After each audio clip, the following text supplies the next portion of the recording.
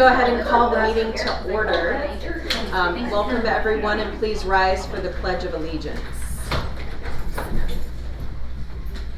I pledge allegiance to the flag of the United States of America and to the republic for which it stands, one nation, under God, indivisible, with liberty and justice for all.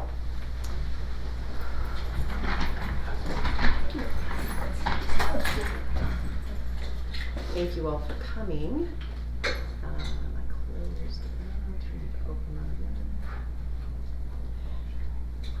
I do need a motion for the approval of tonight's agenda. Tonight's agenda is posted. Second. Having a motion and a second, all in favor say aye. Aye. Any opposed? Hearing none, the motion carries. That being said, I do need a motion to enter into executive session pursuant to Idaho Code 74206(1)A. So moved. Second. We have a motion and a second. I need a roll call vote. Chairman Thompson? Yes. Trustee Jones? Yes. Trustee Bain? Yes. Trustee Quimby? Yes. So moved.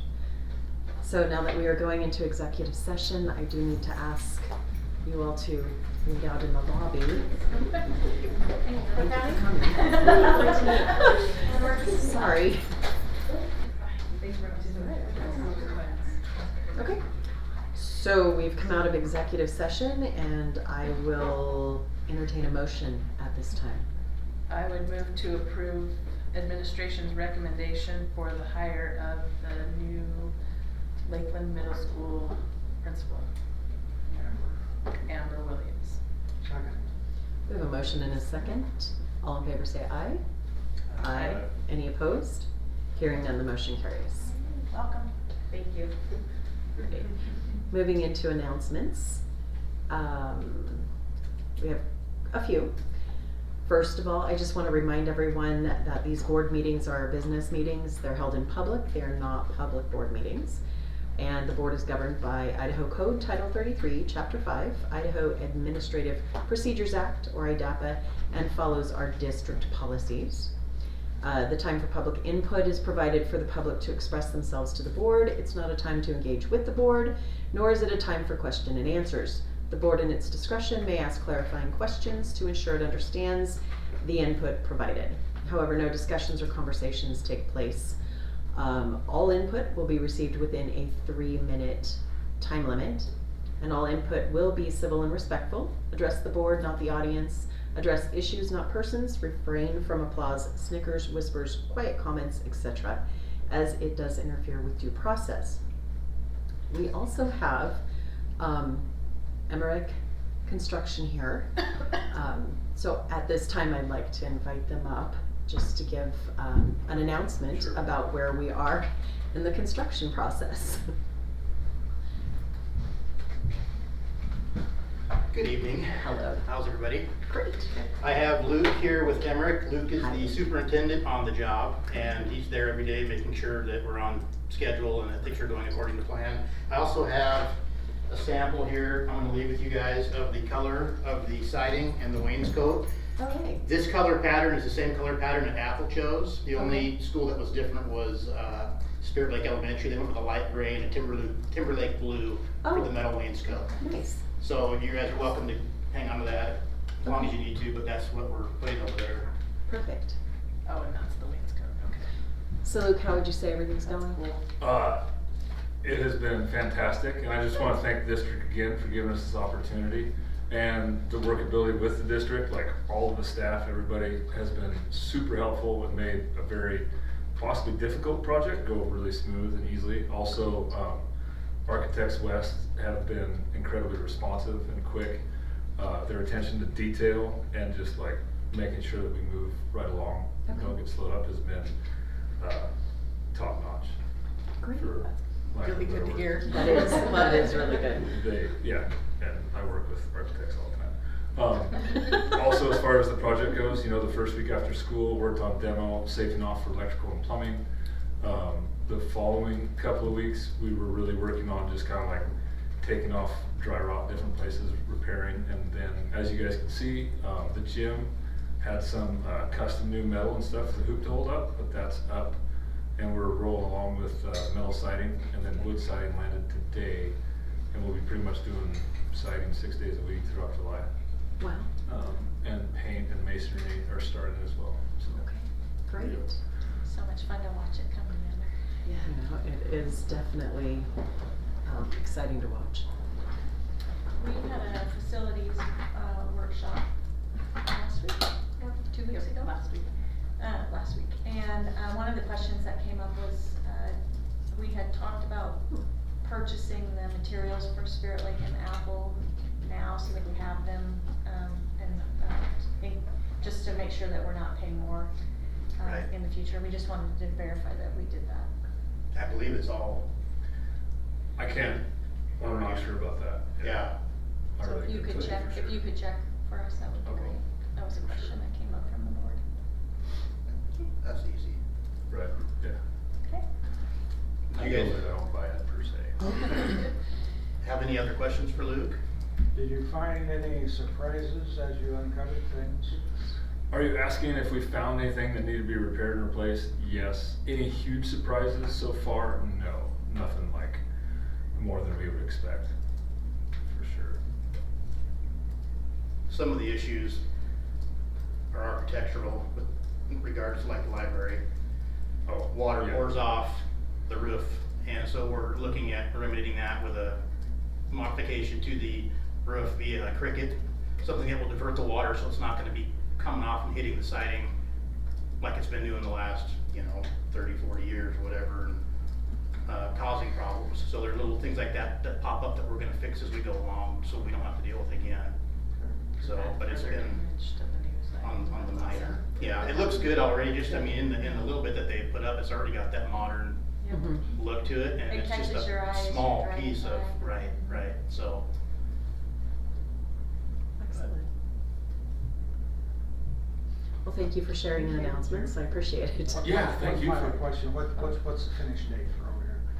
The finish date, so we should be substantially complete before school starts.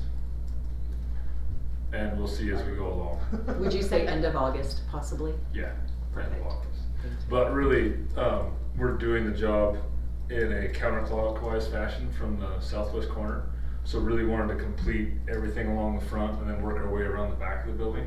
So that if for some reason things come up or things go slow, that we're on the west or gym side, like the least obtrusive for buses, students, and everything else, if that happens. So, Thank you. Well, yeah, thank you for the forethought, that's appreciated. I mean, we expect no problems, but you just never know. right. So, yeah, plan for the worst. Expect the best. Best, yeah. Exactly. Any other questions I can answer? No, thank you very much. All right. And thank you again, Mike. Yeah, been great so far, so Yeah. here we go. Thank Thank you. you, Have a appreciate good that. night. Thank you. Yeah. And then Lisa has an announcement. So, Idaho passed a law last legislative session that says that should somebody donate to the school district a sign with our national motto on it, the school district is obligated to display that. And so Rathdrum Calvary, bought one for each of our Rathdrum schools, and they are in the process of purchasing one for the rest of our schools, so all 11 schools will have this. Each one of these is $220. I'm gonna pass it around. I mean, so it's a substantial donation from that particular group. They did a really nice job. Yeah, don't drop it, you'll hurt yourself. Fracture your toe. Yeah. Crack a kneecap or something, yeah. So I will Yeah, work, Michelle, be careful. I'll work with Right. Mr. Ferriola to identify where we're going to mount those in each of our buildings, but as soon, literally within a day of that law being signed, or the bill being signed into law by Governor Little, Pastor Corey from Rathdrum Calvary reached out and said, we'd like to donate.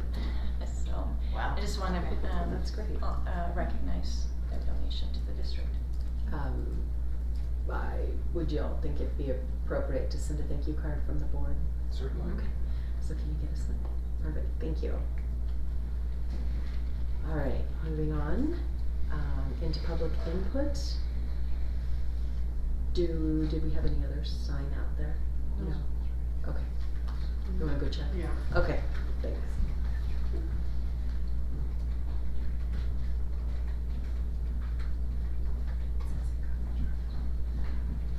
Nope, okay. So we have one individual that's requested, and that would be Anita.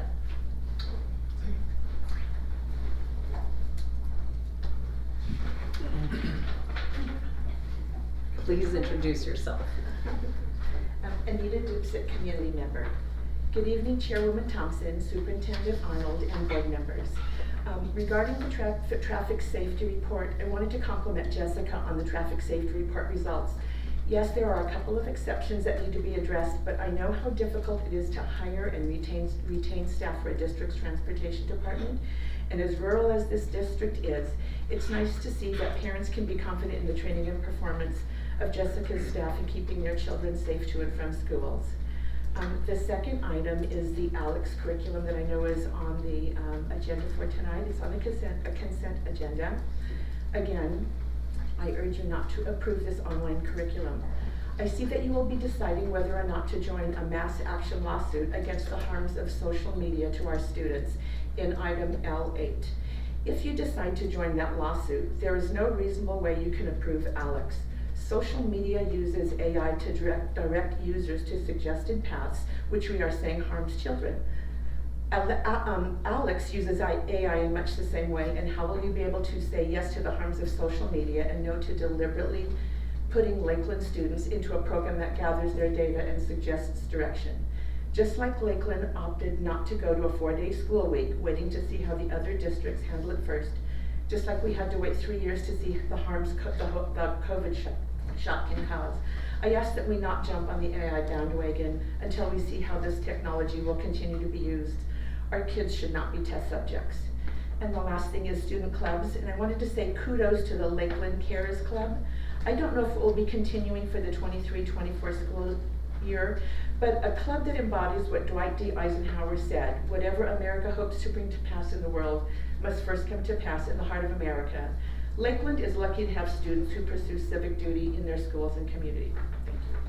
Thank you.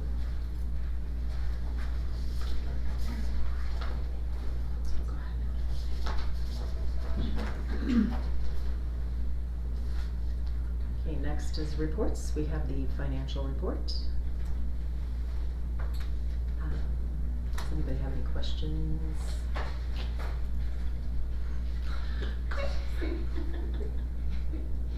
Oh, come on up. Okay. Yeah, sorry. I do have a couple of questions. Other instruction and facilities support and transfers are all over budget. So I'm curious, I'm looking at the picture. You can scroll up to the, I don't know, go to the next page. My scrolling directions are terrible. Go to the next page. There we are. Okay, you can, there we go. I show that the year-to-date for other instruction is beyond the budget, and the facility support is beyond the budget, as is transfers. Do we have any understanding as to why? So I spoke with Jessica about this because she has a little bit better grasp on all this, but Okay. I mean, our budget is our best guess, and things come up, and especially with facilities, we've had things that we did not expect to be paying for that we were paying for, so we're just above our best guess. Okay. We can look into it into further detail, but an example of that would be snow plowing. We had $140,000 budgeted Okay. for this year, and we were at $225 by the Okay. time snow plowing was said and done. Right. We can't guesstimate No, how much and- snow we're gonna get, so that's gonna cause an overage there. But I'd be happy Right. to dig a little bit deeper and give you specifics as to what we potentially thought we were gonna have versus what actually happened. Well, and respectfully, knowing where we're headed, I mean, in the sense of being able to say, this is what we've got budgeted and this is where we actually are, will help. I mean, these charts are colorful, but they don't give us that detailed information. Again, one Which I of those think is things we'd like to revamp, going Perfect. forward. Greatly appreciated. These two are Greatly. working fiendishly right now, trying to figure out, the A better method way to to do Brian's things. madness so that they can figure out how to present that for you guys. I would tell you the other instructional part of that is that when students come to Lakeland with an IEP, Mhm. we're obligated to provide whatever those services are that are identified in the IEP, at least initially until we've had the student long enough in our district to be able to hold an IEP team meeting and talk about how we can provide those services. Mhm. And we've had a lot of kids come in with an IEP that requires a one-on-one. We have more one-on-one paras now than we've ever had in the history of the district, so part of that is personnel costs tied to IEP Okay. requirements.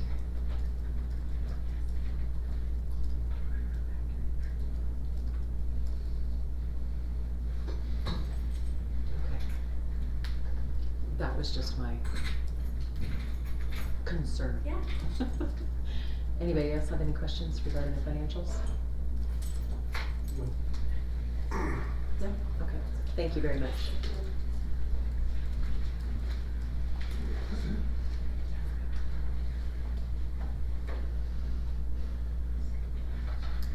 Next, we have the transportation safety report. And in the superintendent's update, is that here? No, yeah. I did ask her about the 700, no, wait, where was it?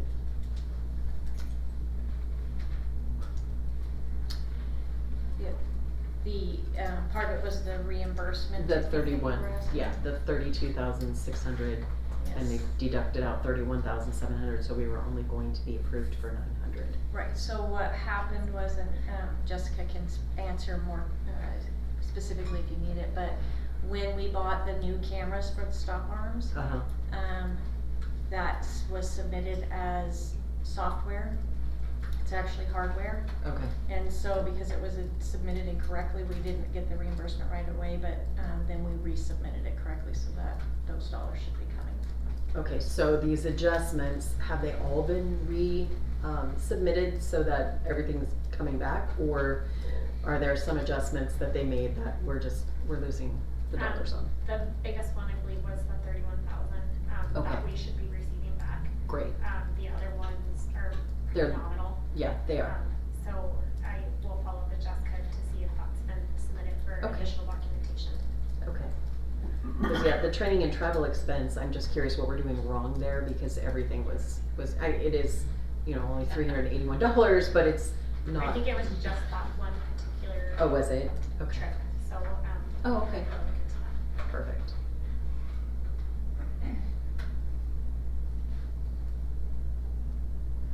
But I am very proud that, they're doing as successful as they are. It was a good report. Does anybody have any comments? No, I had questions. I was very pleased with the report. Bob? Okay. Thank you, Jessica. Moving on to the consent agenda, we have, minutes, several minutes. 6 minutes, and then we have subcommittee minutes, 4. We have the HR items. Oh, that is, yeah, There is one resignation that I would like a little clarification on. So we may have to, just tag that on to next executive session we have. So if you can jot that down. We have the year-end report for the sick leave bank. And then we have the regular and special bills. Are there any, thoughts, comments, concerns on any of the meeting minutes? Can I I speak really quickly to the sick leave bank? Yes, ma'am. So we have a policy, that says that annually there should be a report from HR department to the board Mhm. with regard to where we are with our sick leave bank, which we've not been doing, so this is the No, first you year have these not. have come to you. Right. And then additionally, in the negotiated agreement, it does say that the school board will appoint two administrators to the sick leave committee, so that will be an action item on the August agenda. Perfect. Awesome.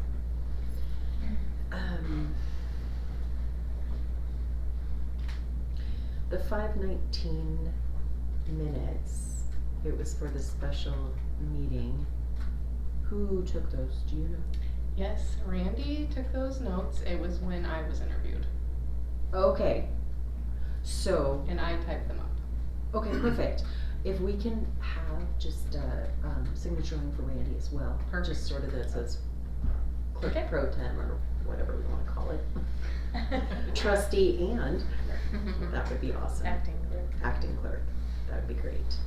And then, I think 6:12 you were on. Perfect, okay. So any other questions, comments on the minutes? No. Okay. Subcommittee we just accept as is, the board book memo, resignation, there is one I have a question on. The sick leave bank, can we have a little context about that? Yep, so the classified sick leave bank, is hours, because, most classified staff are hourly. Okay. So in order to participate, if you work 6.5 hours per day, you would donate 6.5 hours to, one time to the sick leave bank, Okay. in order to be a member.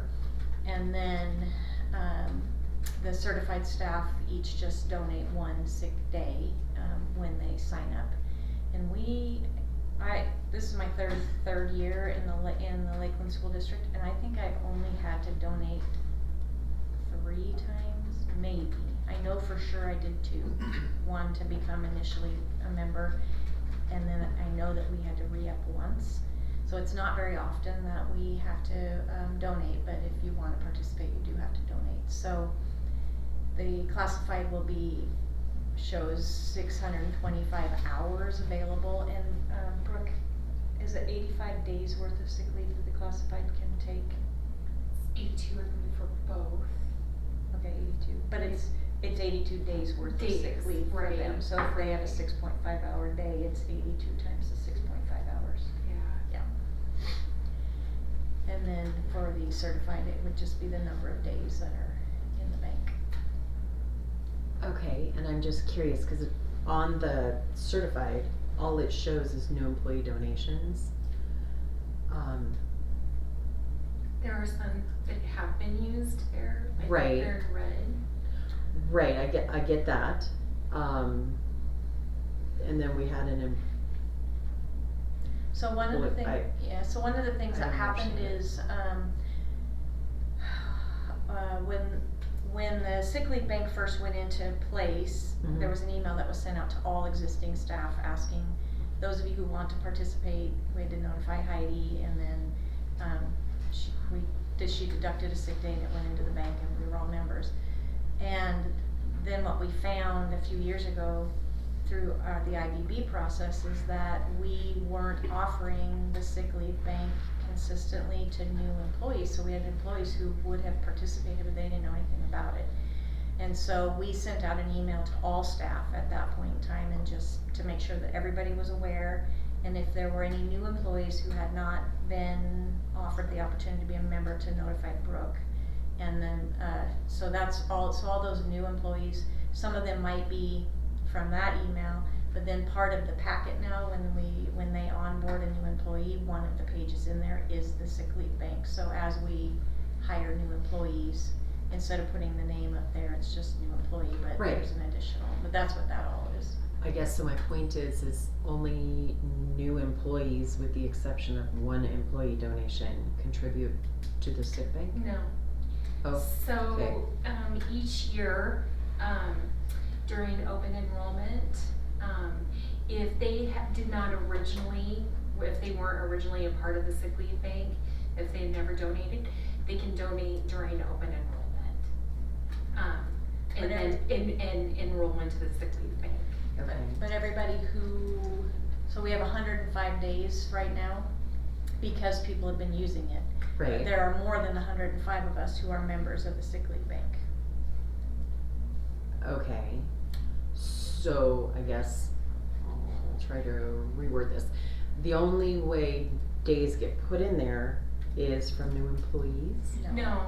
So we're down to 105. If we had Okay. somebody who was significantly ill next year and Mhm. ended up needing the full 82 days, Brooke would have to put an email out to the entire certified staff to say, we have depleted our sick leave bank. If you want to continue to be a member, you'll have to donate a day back into the sick, and it's everybody. Okay, So I have donated every time I am a Okay. member of the sick leave bank. If we deplete it, I will have to donate again. so then donations come when it's depleted? Yes. So classified staff, if you look at the report, we actually had to do that this year with classified. First time in the 15 years I've been here, Okay, the sick leave bank for classified was depleted.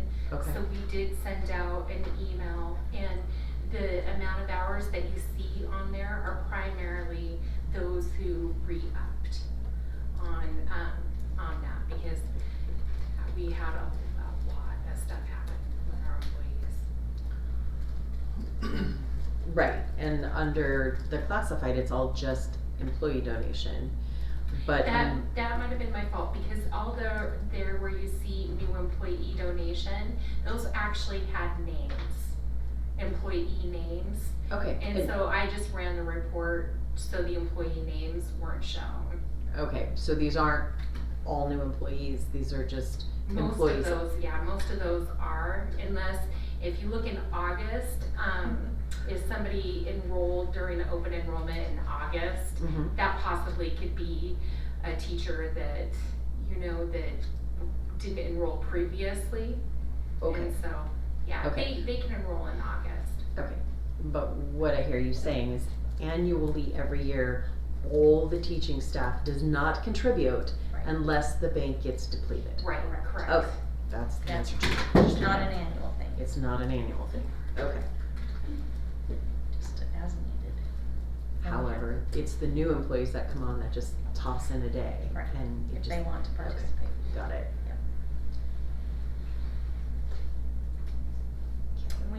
I don't know if the board knows why we have a sick leave bank, but we had a situation when we first started the sick leave bank. We had a situation where we had a teacher whose husband was battling cancer, and she needed to take time off to be with him, and so lots of members of the staff donated sick days to her to use so that she wasn't having to take days without pay. And then we found out from Percy that you can't legally do that because your sick leaves get converted to money that you can use to buy insurance in your retirement. And so you legally cannot give away your sick days. So the association and the administration worked together to put the sick leave bank together. So legally we can donate to a sick leave bank, Mhm. but we can't Not donate. to a specific person. Exactly. Okay. Any other questions on the sick leave bank? Okay. Moving on to the bills. I do have some questions.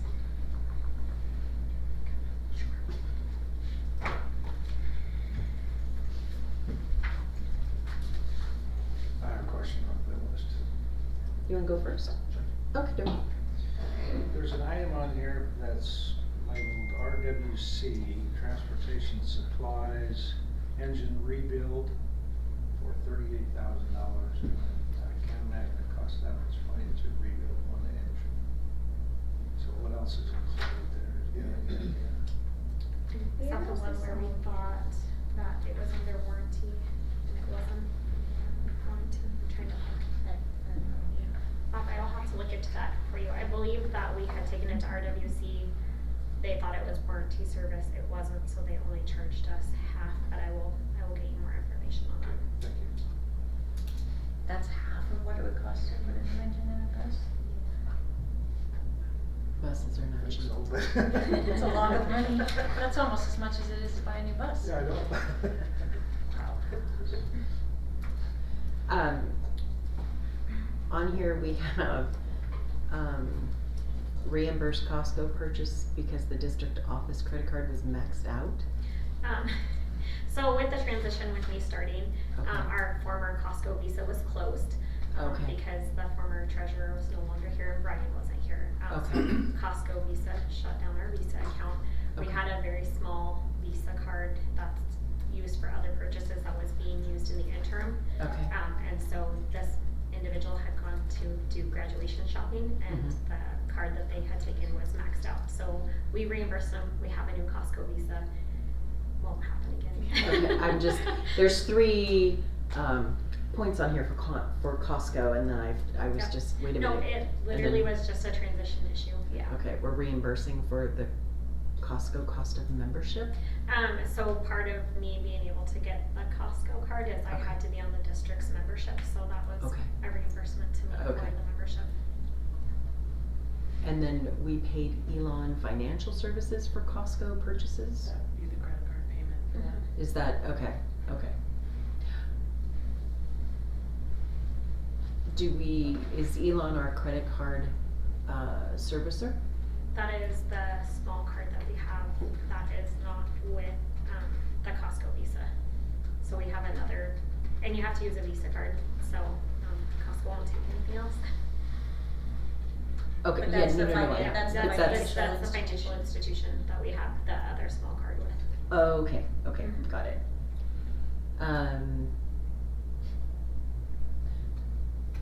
Do we know what we talked to Lyons and O'Dowd about in May? Cause we've been conversing with, Amy White to consume the, I'd have to go back and look through my notes, but I do know that it there was there nominal, was- I'm just curious. Yeah, there was something that you had asked me to reach out to Megan Okay, about. It might okay. have been a public records request. Okay, I could go back and look. Oh, it was ICRIM. okay, I'd have to look It was at my notes. specific to a policy question we asked. was it, okay. Oh, maybe, okay, I know where you're going with that one, okay. Speaking of ICRIM, is the ISBA It's on here. on here? Okay, so, Well, it's on here as a credit. oh, good. I saw So, that. the ISBA renewal came in May, prior to the board making a decision about not renewing our membership with ISBA. And Annette typically puts those things on my desk and asks with a little sticky that says, are we renewing? But because we've been with ISBA forever, that one didn't come to me, and went to Jessica, and so she signed it because we've been a member forever, and then the board made the decision not to renew. So we put a stop payment on the check and then let ISBA know that we were not renewing, so Okay. just, we Just a caught tiny that. Yeah, apologies. Chelsea- Yep, exactly. Got it. Yep, Chelsea came in a little bit of a panic and said, There's always a But yeah, we solution. called them and then we issued the stop payment on it, so everybody's been made aware. Yep. We have a 1-year curriculum purchase with No Red Ink for $208,000. Okay, That was cause I would. Is that a 1 year? I thought that was That's a what it 6 year. says. 6-year. It's a 6 year. Oh, it is 6 years? Mhm. Okay, It was cause part it of says the- 1 year. Yeah, it was part of the ELA adoption, so it's Okay, 6. I knew that, I think it was the last meeting that was on the supplementals, and it was brought out that it's at 4 or 5 different schools. Yeah, that, I wouldn't have been able to support a $200,000 adoption. That's why I was a little concerned. I'll make sure that gets corrected on there before it gets uploaded. Now, we had repairs done to the track at LHS, but we're buying a new track? Do we know what repairs, I mean, was it to get through the spring track season, or? Yes, Okay, alright, and we're on track to get that track replaced this summer. right, and we just put out the deposit for that? I thought it went out a while ago.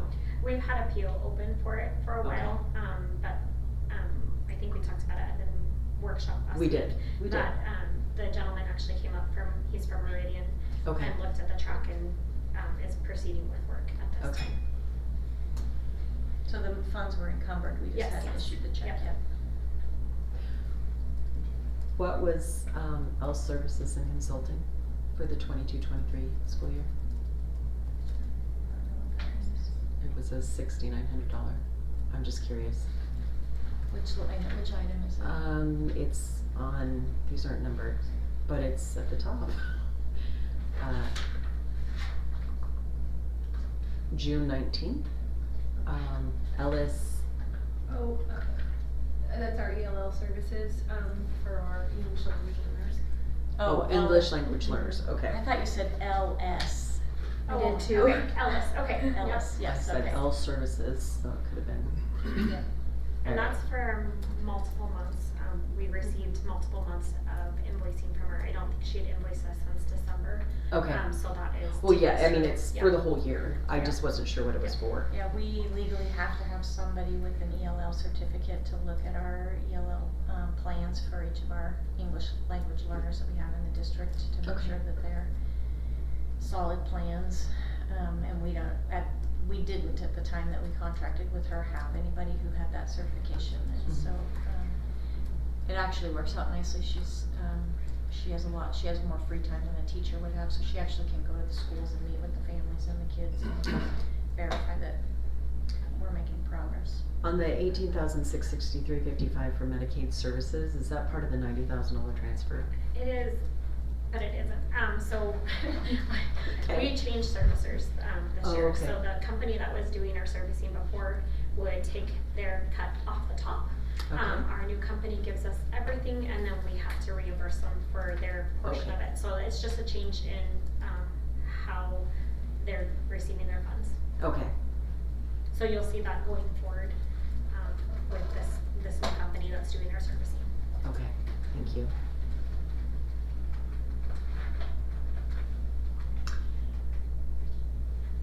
And then the Chromebooks for 23-24. I thought we had talked about that. These were ordered a long time ago. This was, Brian brought this to the board, that these are, funds that he anticipates we will be reimbursed, but they had to be specifically used for Chromebooks. So the elementary Chromebooks, are nearing end of life, so these will go to our elementary schools. Okay. And then on the Final Site website, for the 23-24 school year, we expensed $14,317 and $8,000. The 8,000 was that one-time upgrade charge. Remember, we had talked about getting additional functions and features for the website, so we had a one-time fee of the 8,000 that was approved, and then Okay. the 14,000s are yearly. Okay, okay.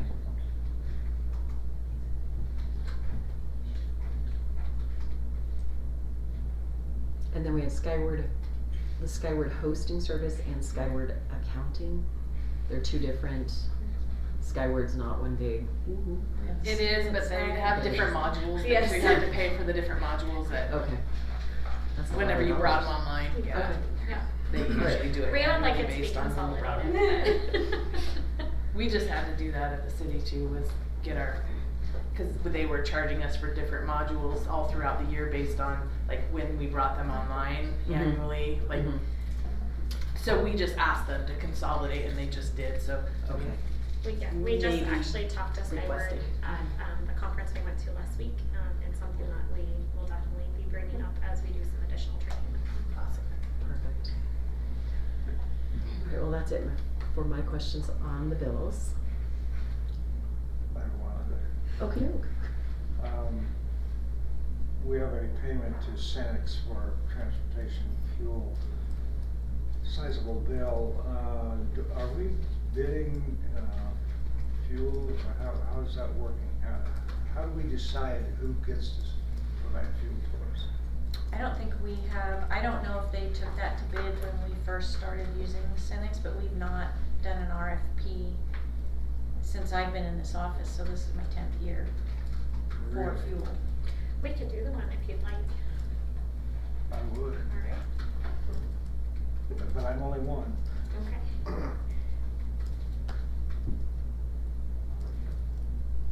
I know the problems with it, the fuel costs fluctuate so much, they're gonna want a disclaimer in it, but nevertheless, I think it's healthy to create some competition out there. Well, The it's- amount of fuel that we're using. Most of our other contracted services, we go out to bid every 5 years, but this one I've not seen since I've been We in the used to do office. it every year.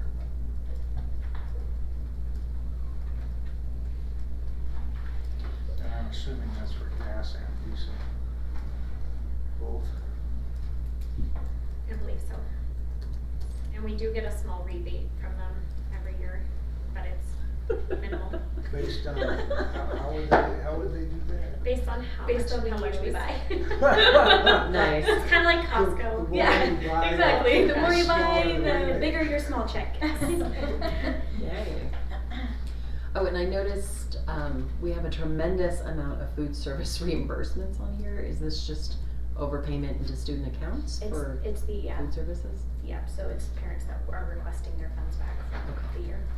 I don't blame them, but it's just like, that's a lot. Yeah. Okay. So, Mr. Jones, would you like us to put on the agenda for August a possible action item regarding a request for proposal for fuel? I would, but it's up to the rest of the board. What do you folks feel that, Sure. that it needs to Should be in it? rotate vendors. Okay, so. Yeah, it doesn't I hurt don't to think it see needs- where.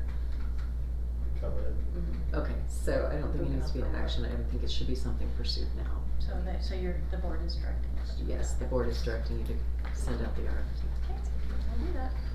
We'll see what happens, who knows? Got that lift on there, do we already get it? The lift for the food truck. No, the boom lift. Yeah, oh $35,000. yeah. Cause we always buy stuff and then we don't get it. Nice, I Dave. don't feel like that's an accurate statement. That's true. We approved the purchase of Yeah. those. Yeah. but On we June didn't deliver. June them. if we That got is- it. yeah. Mike, June Mike 5th. gave us the thumbs up, we did get it. Maintenance been I'll be borrowing that this weekend. Well, when we paint the gym, yes, we Yeah. will. Alright. Anything else on the regular and special notes? Anybody? No? Nope. Okay. With that being said, I will entertain a motion on tonight's consent agenda. Move to approve the consent agenda as presented. I would like to make just one amendment to the motion, with the exception of the 5:19 minutes having Oh, added. yeah, with that. Yeah, one Yeah, that's signature. fine. Will you still second? Perfect. So we have a motion and a second. All in favor say aye. Aye. Aye. Any opposed? Hearing none, the motion carries. Moving into old business, we have the superintendent follow-up. So there are a couple things I just wanna pull it up real quick.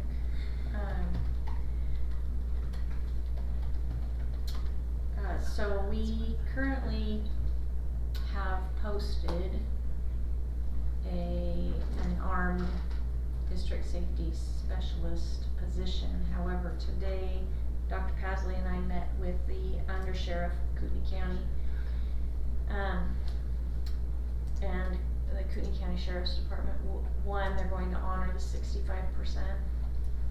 I had not received a response from the commissioners, however, Board Chair Thompson did, and so did the sheriff.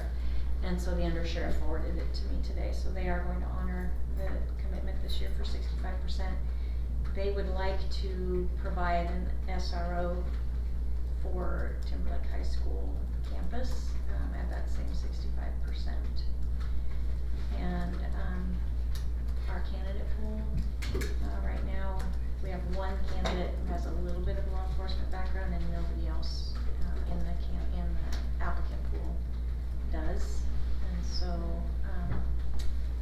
What kind of background do they have?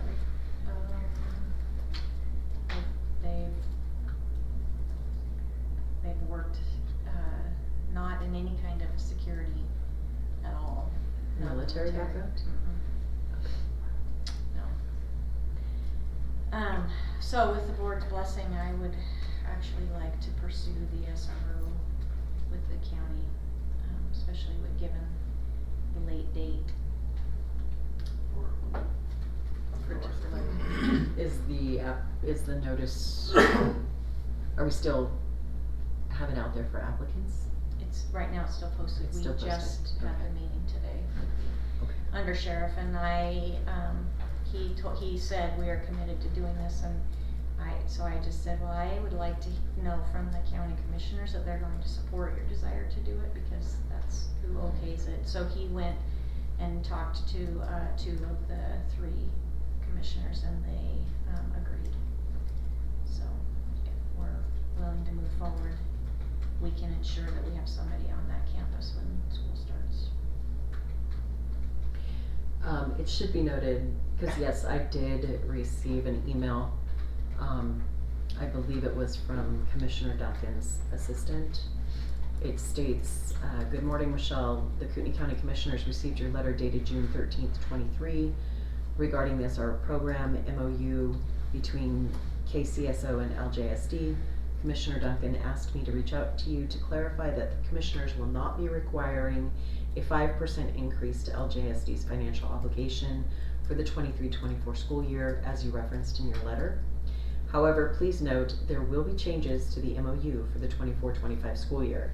When you meet with the Kootenai County Sheriff's Office in March, please be sure to speak with the captain overseeing the program, as they would know what changes the commissioners will be requiring.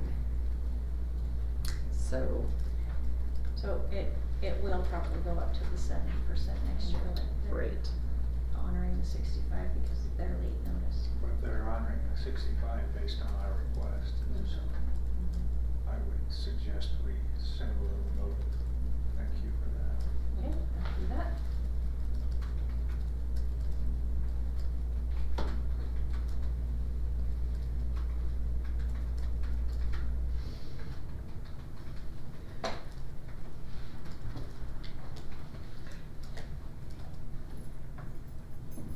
If we chose to go with a second Kootenai County SRO up there at Timberlake, when would we start the process to find 1, if not 2, ADSSs for the next school year? Because I get that we are late to the game on this because everything sort of fell apart at the end again. But if we keep climbing this percentage ladder with them, we can't keep going back to the taxpayer saying we need more money for this. Ideally we would open the position, starting at the beginning of second semester, January, February. That gives us lots of time to go through the interview process. We can open it sooner, it would just be a position for the following, the 24-25 school year. Well, given the amount of training that they should have within our district, wouldn't it be more appropriate just to like keep it open, and then when we get 3 or 4 qualified candidates, do an interview?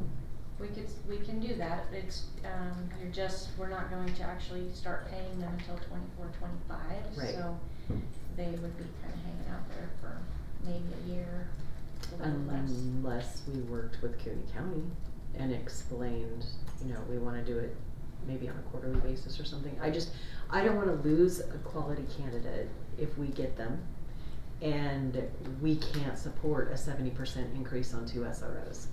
So there has to be a compromise, and I don't wanna be scrambling again. Right.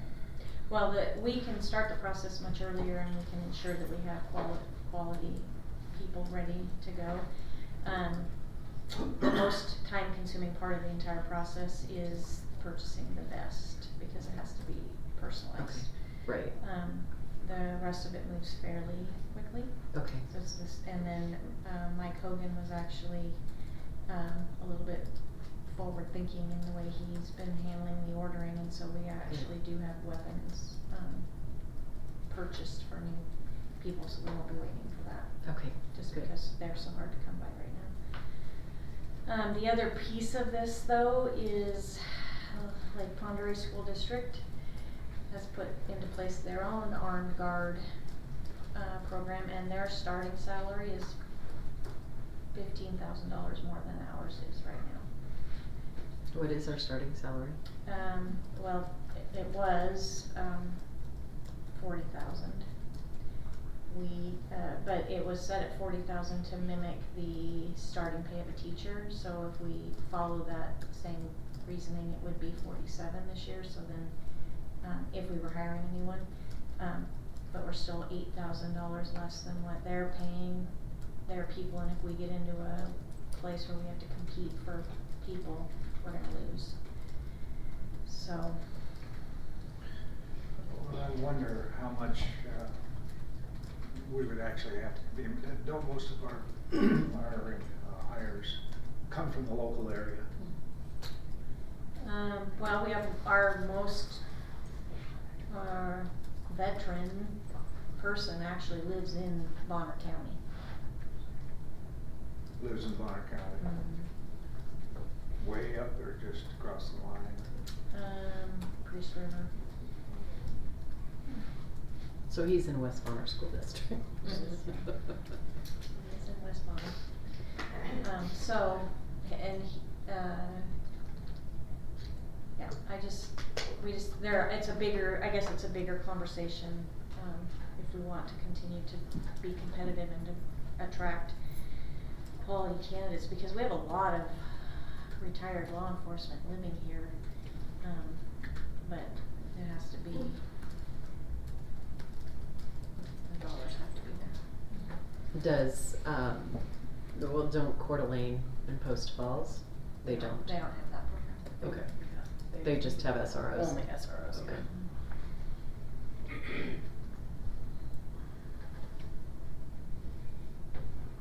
Okay. So what I hear you saying is I will go ahead and move forward with I'll bring an MOU to the board in August for the second SRO for you to consider. And I will keep the position posted. But if we're going to interview, I guess I need to know what direction we're going. So if we're interviewing next year, that is to replace the SROs that we currently have. Cookman County, is that what you're wanting me to do? We're not looking for new positions, we're looking to Well, keep the fact of the matter positions is, so we can afford them. it was opened because we need another ADSS, specifically up north, because of the situation within Spirit Lake. The county's willing to lend us two, but we can't afford it for next year. So I would say, The cost goes up to 70%. well, they're telling us it's going to go up. Maybe it'll be 75, who knows? But, bottom line is we can't afford it. So, I would say, yes, we need the ADSS for the north. I don't see that we have any other option, because if the county is. To have somebody in place Yeah. this school year with it, you're right, there's not another option. But moving forward into the 24-25 school year, we would hire two ADSSs to take over the positions currently occupied by Cooley County. If we have the pool, Yeah. yeah, definitely. Okay. Yeah, if we get the applicants that we. And then if we want to discuss the salary, then that should be brought, I'll bring it next. to. Yeah. Perfect, thank you. And we still haven't heard from Spirit Lake on that fourth quarter. Oh, I called and let them know that we would not be paying. Okay. We talked to, we talked to the city clerk, because the mayor was not in, and let her know that we didn't receive the services, and so we're not going to be paying. And her response was, I couldn't figure out why I was sending you an invoice, I agree with you. So she said she would let the mayor know. All right. And I also let the mayor know that we would not move forward with the SRO because he had a conversation with Dr. Pasley and told her that even if they only had one officer in Spirit Lake, he would be at the school as the SRO, and there's just, there's Seems just to be a no way. disadvantage to the community. Exactly, so I just said thank you very much, but no thank you. Okay. Any other conversations about the follow-up from the superintendent? Okay. You all have the letter that was sent to the county commissioners. Thank you, Michelle, for editing. You're welcome. We have Alex back on the agenda. It is an action item again.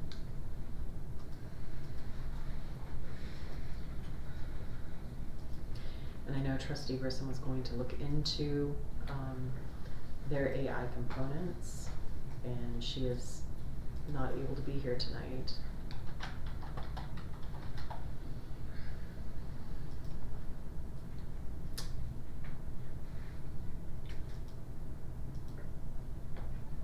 I do think there is food for thought when we come down to the discussion that we need to have on the mass action lawsuit. So maybe we can just skip over it and have that conversation, because I do believe the input we received from the public was prudent. So maybe we'll address those. I don't think it would be smart to try to vote on it right at this moment. Wait till we discuss that, and then we can come back and take action on that, if you guys are good with cruising on down the line. Okay.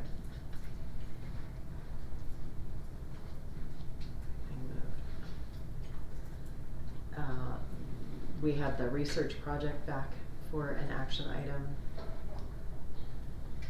So the last time it was on the agenda as an action item, the board asked the question about how she was going to have access to kids to get her survey filled out, and her response is there for you. Yeah. Does anybody want to have any conversation on this?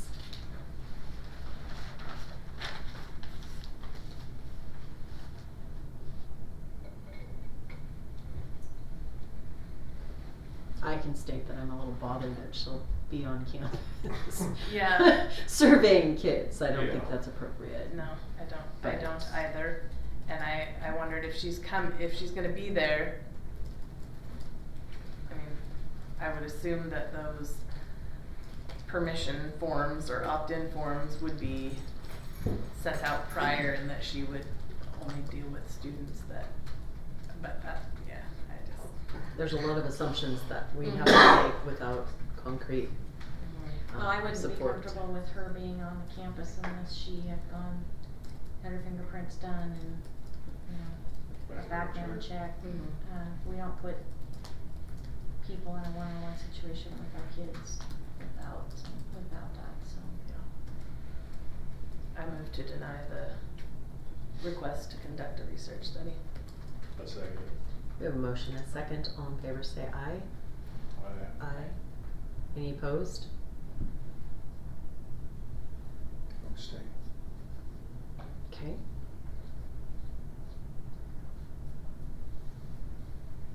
Did you have anything to state regarding why you're abstaining? No. Okay. Moving on to student clubs. So we have a few new ones, but I had asked Shonda Heacock to come, so she's the advisor for the Model UN, because we've not taken action on hers. It hasn't been approved, but it also hasn't been denied. And I think the last time there was a conversation, we were concerned a little bit about maybe some of the more liberal points that the UN holds. So, but anyway, I told her I would read to you her explanation to me as you consider her Club. She just said, while the actual United Nations may have liberal tenets, the high school model UN Club is not liberal or conservative. It is just about solving problems related to teens and children around the world. Our kids are conservative and I am conservative. This club backs up our conservative values. Students do end up talking to other teens outside of the formal meetings during competition that are more liberal, but if anything, this club helps them formulate arguments to back up their conservative beliefs. Please let me know if you need anything else. So, she did say these kids have worked very hard to get this club off the ground the last 2 years and would be devastated if we couldn't do it.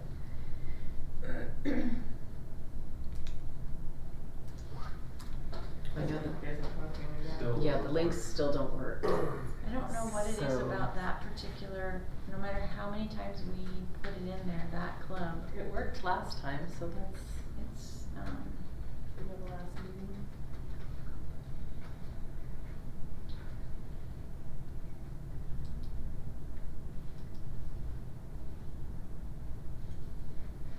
And did you go back to the staff about the fact that, you know, student leaders for the yeah, class? some of this, but when I sent the email, the staff had already left for the year, cause we had that conversation at the June board meeting. 12. So, I'll have to bring that to you probably when school starts, for the aviation club and the esports, club. Well, bowling, aviation, badminton,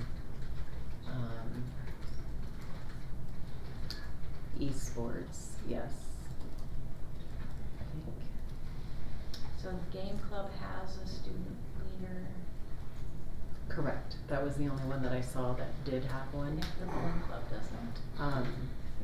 And did you, I mean, I'm concerned about the French club. That was the point of contention. I did send her an email and let her know about the stipend Mm-hmm. and asked whether or not she wanted to change that in her application and continue to move forward, but again, that was, she's gone for summer, so I'll bring that back in the fall. Okay.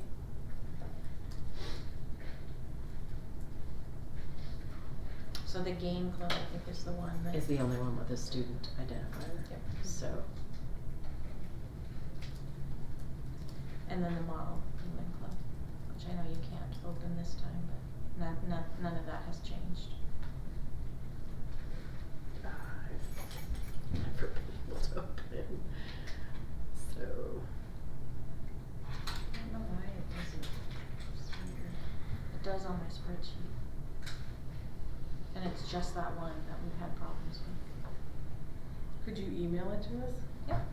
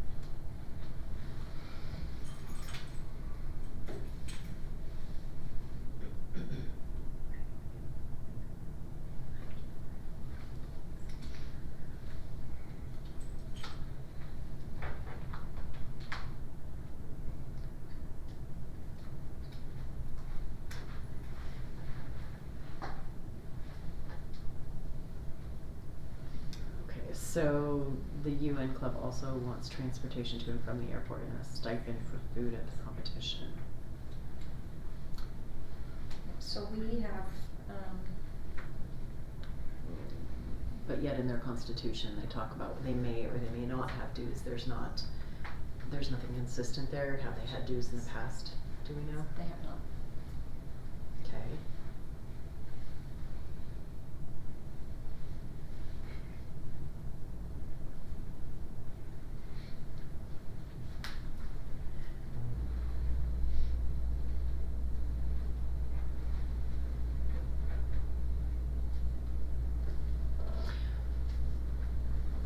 With this being a model United Nations and the fact that there's apparently competitions for this, is there some overall organization? I mean, is it the UN that's overseeing these clubs? Or the competition, what is that about? I'm just looking at it. Right, it's a state level, I know, Okay. they don't go beyond the state. Okay, so they Yeah, just there's go down to no Boise. national. Okay. I was just looking at it from an FFA perspective or a BPA perspective. Is Yeah, it like that? Yeah, it's. Very similar. It is very similar.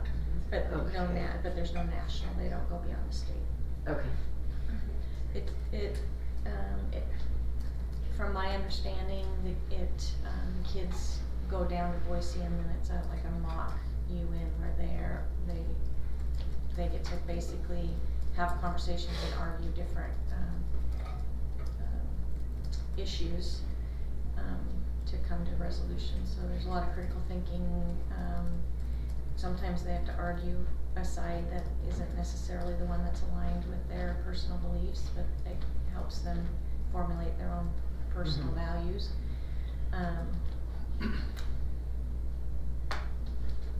Yeah, it's kind of similar, I think, to when you do the mock legislature, you have your different positions. Or state, your old state. Mhm. Yep. Except that this is a United Nations, so they're looking at global issues. Well, I'm not in agreement with the funding for it, especially since that's pretty But we could let them know if they're going to go to Boise that they can fundraise for it. But their application is asking for it, so the application would need to be changed or modified in some form, in my opinion. Approval without the funding. Okay. And then once she knows there's no funding, she either decides to move forward with it or they don't. Okay. I agree that we're not having to, I mean, if we're willing to do it without the funding, then let's do it without the funding and they can Right. decide from there and then we don't have to revisit this Correct. same club again. Right. Cause we've been, Yeah, they've been sitting there for a while. since February, so. Right. I agree.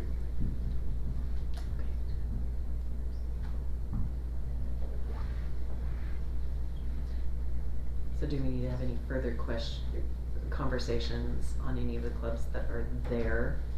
I'm not in favor of voting on clubs without the students, knowing who's leading student leadership, so. Nor am I in favor of the stipend for the French club. I don't think that's appropriate. So that's my perspective. So you could do the same for the French club that you're doing, that you possibly are doing for the Model UN club and approving the concept of the club without the funding. And then she would have to decide whether she was gonna move forward without her advisor stipend that she wants. Okay. And then we can take both of those off of the list to be considered. Okay. Might be beneficial to add a column that shows what we've, that no funding. I will make a note on mine right now, Okay. perfect. after you. If they're approved. I'm gonna make a notes column. Okay. And then so the next time you see this, it'll be on there. Perfect.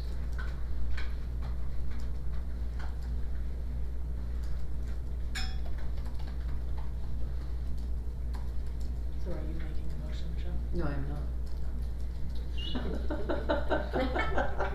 Okay. Are you ready?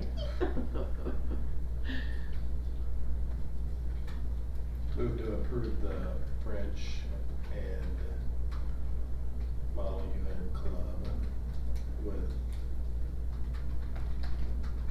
what we discussed. Without No, Without the funding. Without any funding. What about the game club, Dave? Yeah, there We was didn't no, talk about that. there were no did we? funds required in that one. No, but And there, it has a student leader it does on have a yeah. student leader on it. Yeah. Move to approve all three. Second. Motion and a second, all in favor say aye. Aye. Aye. Any opposed? Hearing none, the motion carries. Moving into new business, we have the. Wait, I just remembered something. Yes, ma'am. Sorry. The Model UN Club, weren't they asking for a vehicle, the ability to rent a vehicle when they Yeah, go to Boise? so no funding at all, they'll have to. Would, Yeah. Mhm. All of that will have to be fundraised. just wanted to make sure that's included with the no funding. Yep. No funding, I think is pretty clear. No dollars. Okay. Moving on to the new business, we have the Timberlake High School Leadership Retreat at Round Lake. This is has kind of become an annual event. Yeah, I've seen it twice, Mhm. so. Move to approve. Second. Having a motion and a second, all in favor say aye. Aye. Aye. Aye. Any opposed? You said aye. You said aye, I didn't hear you, that's why I'm Aye, like, aye. you're focused on your computer, okey doke. Favor, any opposed? Hearing none, the motion carries. Had to think where we were, in my thought process here. It's like starting your ABCs in the middle of. Exactly, doesn't work. You have to go back. Right, lemon OP. Next we have the job description for the library lead. We just made some minor, Oh. It's my understanding we didn't have a job description, so we created one, correct? yeah, so we took what we used to have and just, modified it to match what they're actually doing. Okay. Perfect.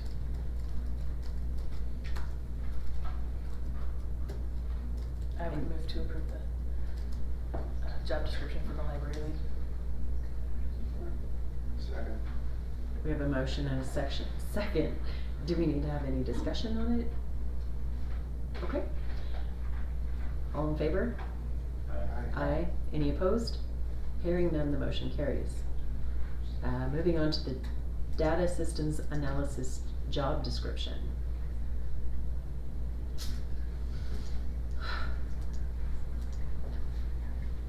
What is this? So we have a certified teacher, working in the technology department, and the position was created when we first started the one-to-one device rollout, and her job, she had a master's in technology integration in classrooms, so her job was to work with the teachers to help them learn how to use technology to enhance teaching instead of supplanting the teacher.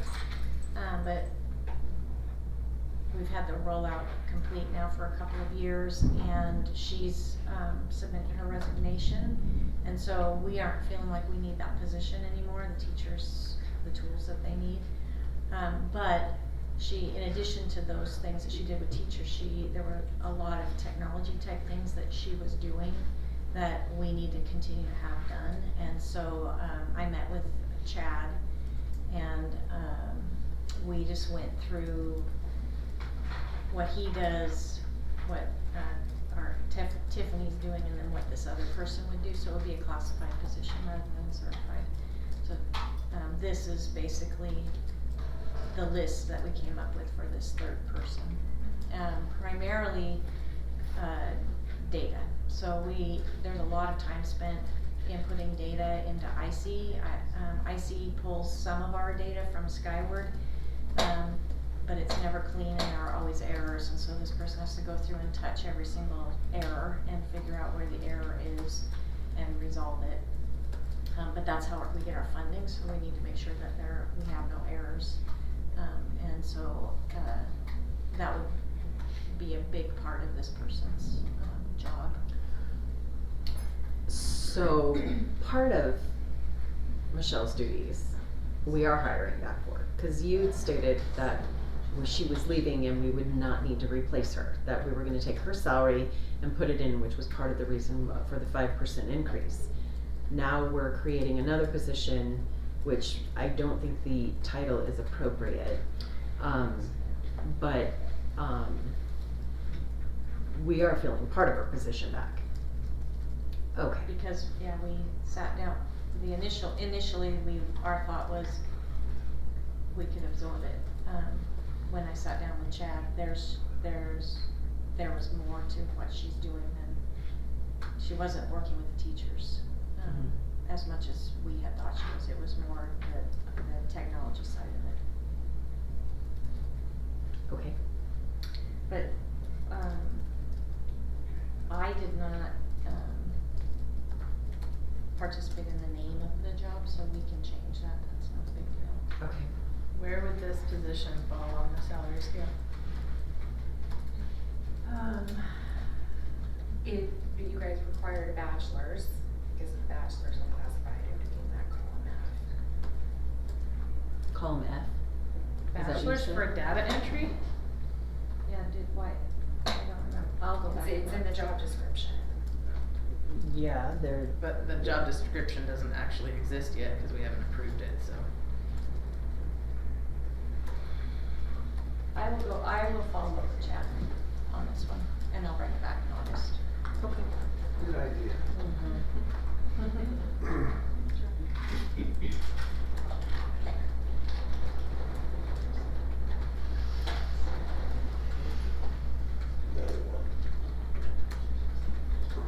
Okay, so we will take no action there.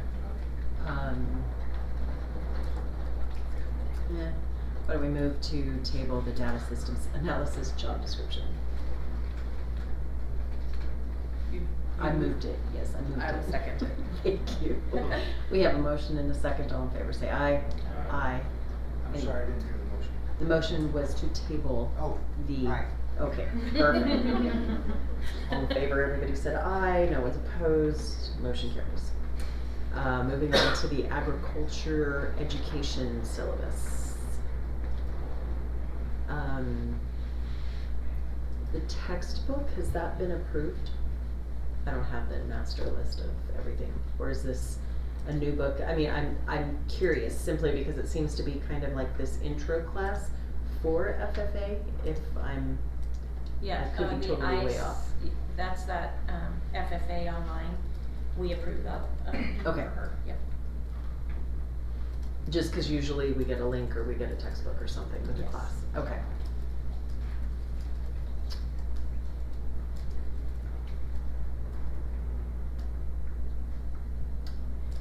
They keep expanding the FFA program at Timberlake High School. It's a big deal up Oh, there. where did it go? There it is. Conversation, comments? I do not. Okay. Nope. Alright, I'll move to approve the ag ed syllabus for Timberlake. Second. motion and a second, all in favor say aye. Aye. Any opposed? Hearing none, the motion carries. Base fee schedule? I thought we'd already approved. We brought it for approval, but their steps were not uniform, and so you asked us to go back and look at, because it's, how much are you paying if you just do the morning, how much are you paying? Right. And so The you. steps weren't consistent for how many days of the week, how many days out of the week they Right, but I were. thought that was brought back. Cause Chelsea did it. She did. I just don't, Okay. I don't think that, maybe we didn't have it as an action item on the last agenda. Okay. So we just needed action. Okay. Move to approve. Second. Motion and a second. Does anyone need to have conversation or discussion? Okay. All in favor say aye. Aye. Any opposed? Hearing none, the motion carries. The drug testing bid. So we have 2 sealed bids. They're pretty close in price. The company we currently work with is actually a little more expensive than the second bid, but the second bid actually gives us more, a greater panel of tests. I think it's 8 versus 5. So when you look at it that way, the other bid is actually lower cost. It's raining. Sounds like hail. It's hail. It's definitely hail. Typically it's little hail. That's hard to read. Look, yeah, I can see it from here.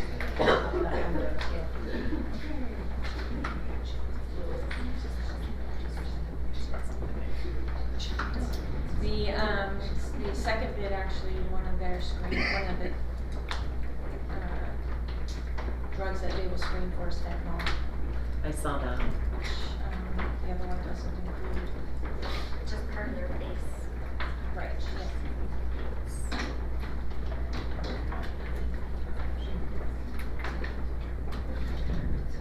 I heard that absolute testing was the facilities built. I haven't been in there, and our kids don't go in there, they come to us, so I don't know what that looks like, but, and I haven't been in this other lab either. And the second lab typically doesn't go on site, but they will for us, and you'll notice that they didn't charge us. So, I believe Absolute charges travel. Trouble for their employees. Yeah. So we're paying for their travel to and from Lakeland. But, American Mobile, I don't remember, I don't think we have that in there.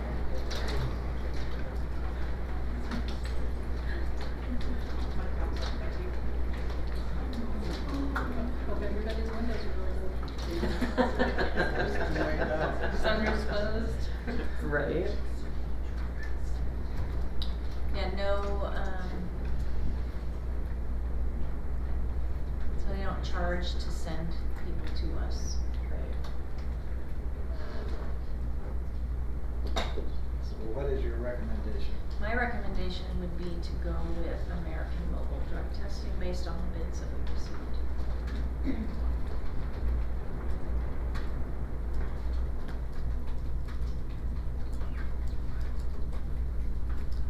Motion? Move to approve American Mobile Drug Testing. Second. Have a motion and a second. All in favor say aye. Aye. Any opposed? Hearing none, the motion carries. Moving on to the admission costs for the high schools. So this came up last year. The IEL all increased their rates. We Right. chose not to, but it came up again, because we did a flat supplemental levy and because things are more expensive and because we went from enrollment to ADA funding. Chelsea, Jessica, and I met with the ADs and their bookkeepers and talked about some cuts that we were making to the athletic program. So for example, one of the things that we discussed was we've been paying on a rotation for uniforms for all of the different teams, fully paying for them. So the conversation we had was we'll pay for half and then the ADs can use their athletic budgets to pay for a quarter, and then the teams needed to do some fundraising to pay for a part of their uniforms. And I've heard the board say a couple of times that there's some bonding that happens when kids fundraise and there's some buy-in to the whole process. Right. And so Matt came back and just said if we could increase the gate prices because everything is more expensive, it would better allow the two ADs to help cover their part of those costs that we're transitioning back to the schools. My only thought is the only input we have here is from Matt. We don't have anything from the Timberlake. Katie's in alignment with Matt. I just asked Matt to give me the verbiage to put on here, but, Okay. that it was part of our conversation and they both would like to see, us do this. So our veterans get in for free and our senior citizens get in for free Okay. at both of our high schools.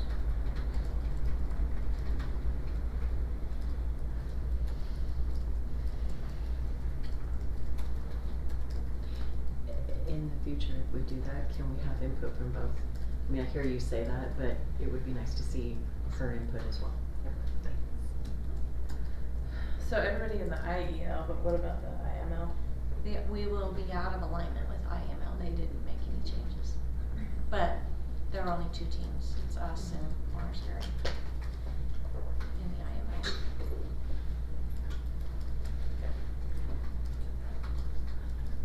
Did So ever they would change be it? in Did they ever alignment with change the other that? schools there. The districts or the, or they call it 4A, 5A, 6A, did they ever do that? They're in the process of, That'll happen Still for not next year. it's gonna, Very likely that's Yeah. in the it's works for gonna next mess year. Lakeland up. It's gonna be good for Lakeland High School.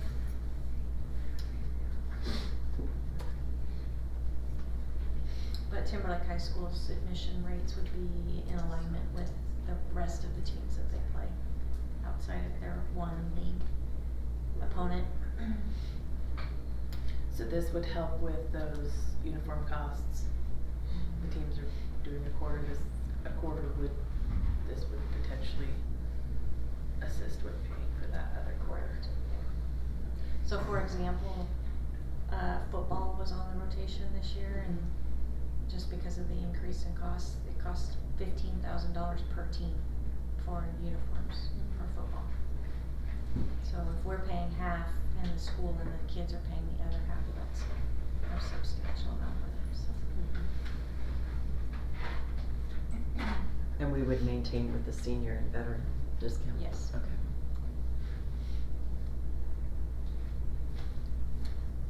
And our kids who buy their ASB cards get in, that gets them into everything. So it's really those of us that are. Right.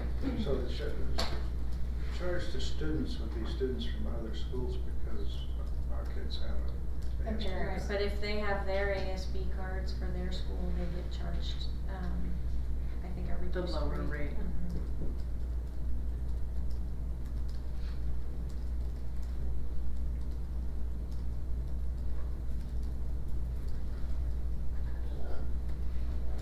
It's really just, it's really the cost of the parents and the community members who like to go to the football games, who maybe don't have kids.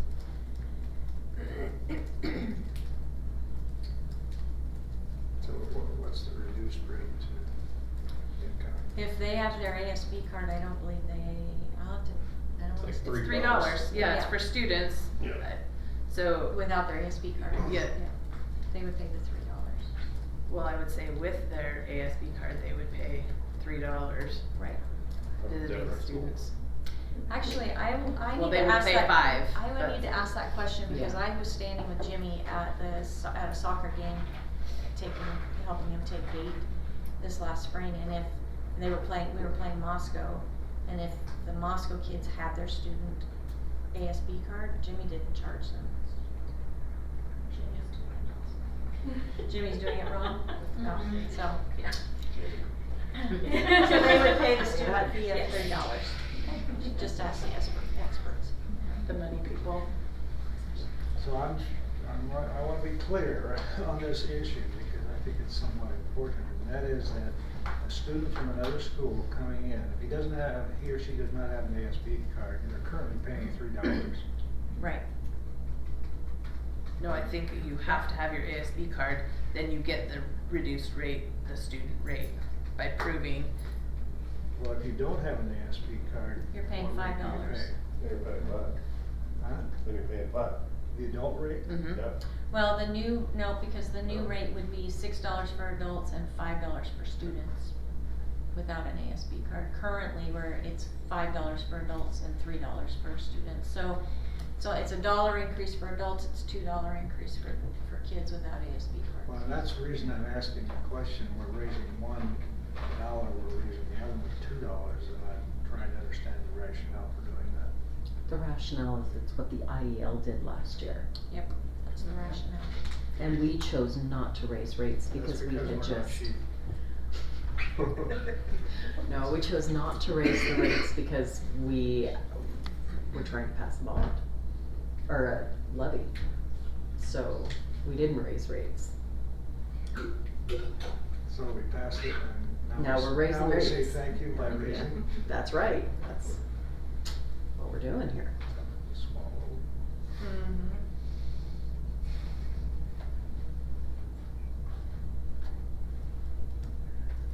But it's also not making the taxpayer, who may not go to those events, Yeah.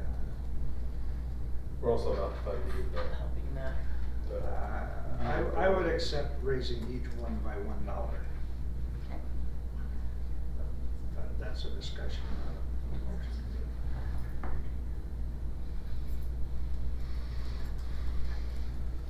So you wanna raise it just, you're okay with raising it just $1 because that's, Consistent. Consistent. okay. It's consistent with what? Bet- $1 each. Between parents and students. An Right. increase. But if these parents are going to Coeur d'Alene or to Post Falls or to wherever, they're gonna be hit with the $6 or the $5 if they're the student. So there's a bonus by by coming to the home game only. Is just my point. I mean, Good, it's let's offer an incentive an incentive. to come to the home game. Okey doke. Well, we're not controlling what the other No, schools we're are not. doing, so. No, we're just coming in line with what the other schools are doing. I guess my point in saying that is it's not gonna seem abnormal once you get out there and you go to the other schools and everybody's charging the same. It's more in line with consistency. I get the whole just, you're doing $1, let's do the other one, I get that. But at some point, we're probably gonna have to raise the student up $1, but then not the adult Not necessarily. to come in line. Food for thought.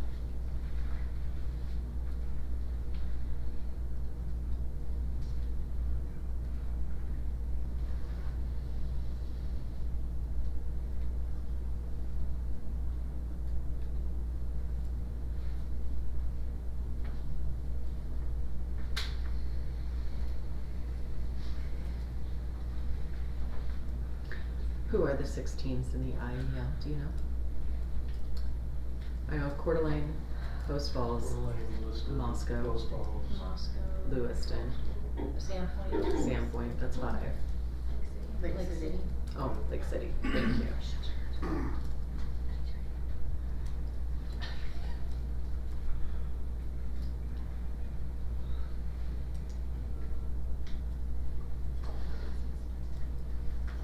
But we're the only district that allows seniors and veterans access. Correct. Do we have any idea what the increase would be, of revenue by the $1 and the $2? Ballpark it. Gosh, I have no idea. Okay. Well, the only reason I ask is we've never really been given that information as far as what the schools have attained. Yeah, you'd have to look at the gate receipts. You just have to look at Kate on our. Yeah. And increase it by percentage.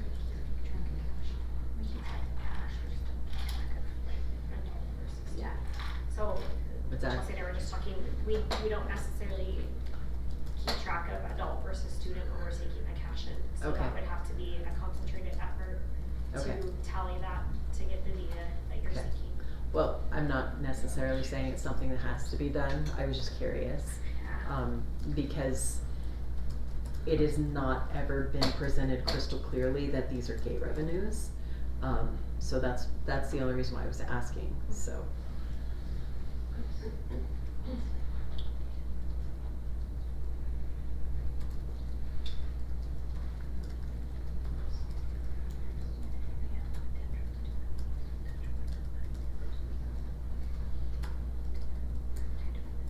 Further discussion, or is more information needed?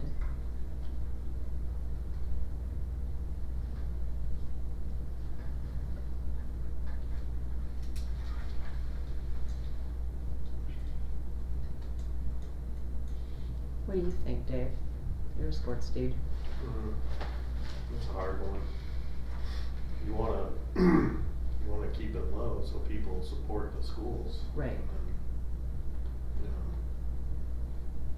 You know.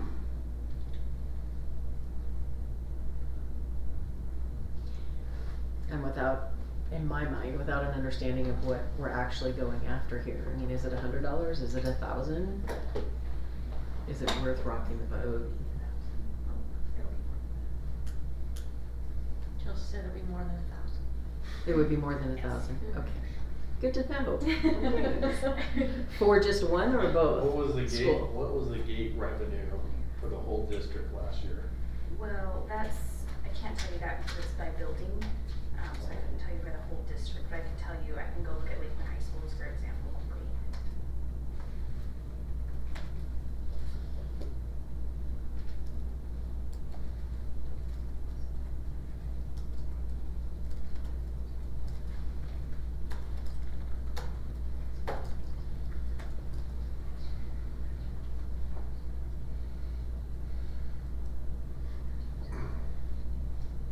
All that money goes back to the schools anyhow, Yes. fix stuff and.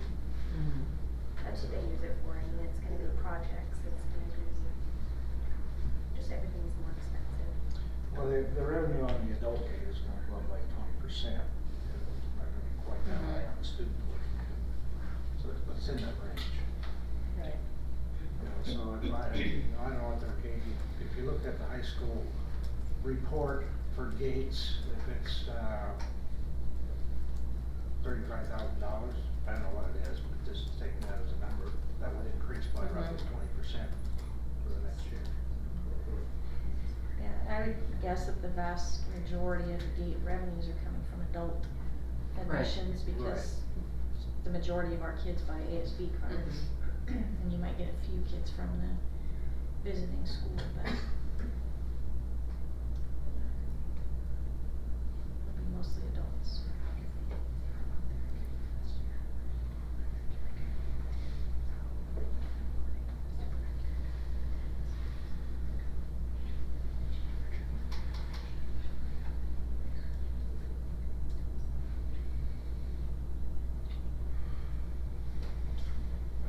I would move that we set the gate fees for next year at $6 for adults and $4 for students.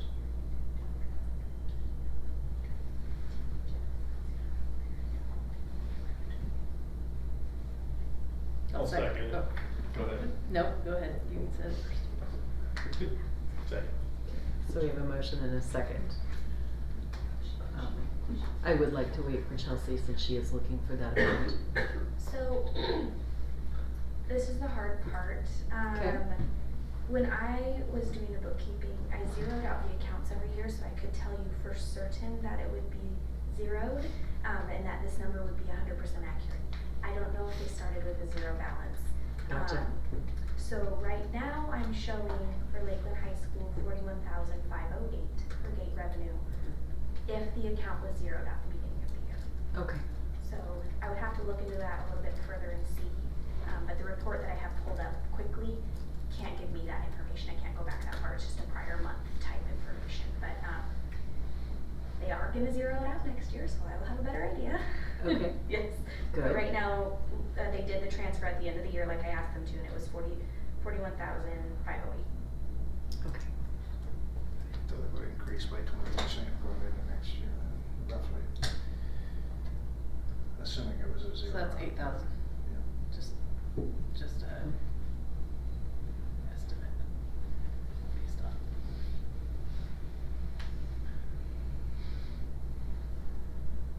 So we have a motion and a second.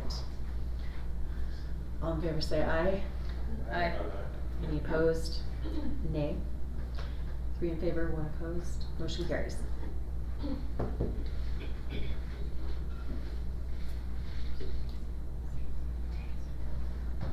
Alright, moving on to the class action lawsuit, which, in reading through this, it's a mass action, not a class action, which is significant should there be money that comes back to the district. I do think there is, I know we didn't get on board with the Jewel litigation, but I do think with social media and the fact that it impacts the mental health of our students so significantly, that I do think we need to take a stand in supporting this. Me personally.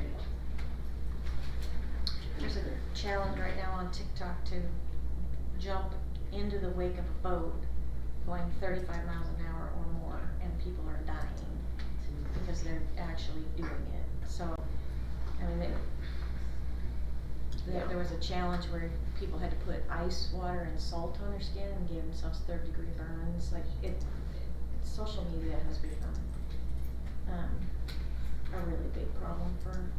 Well, there's no kids. accountability for the platforms whatsoever. So I am in favor of joining the mass action.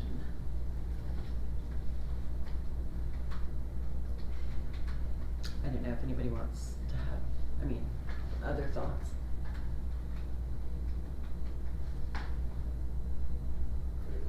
Because you look like you have a thought. Nope, nothing here. Oh, I know there's something, Dave.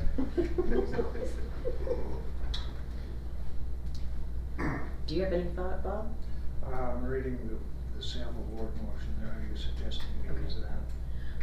You know, I don't know that that is necessary, but we are more than welcome to use that because it was provided to us. It's there, so I just Yeah. take a look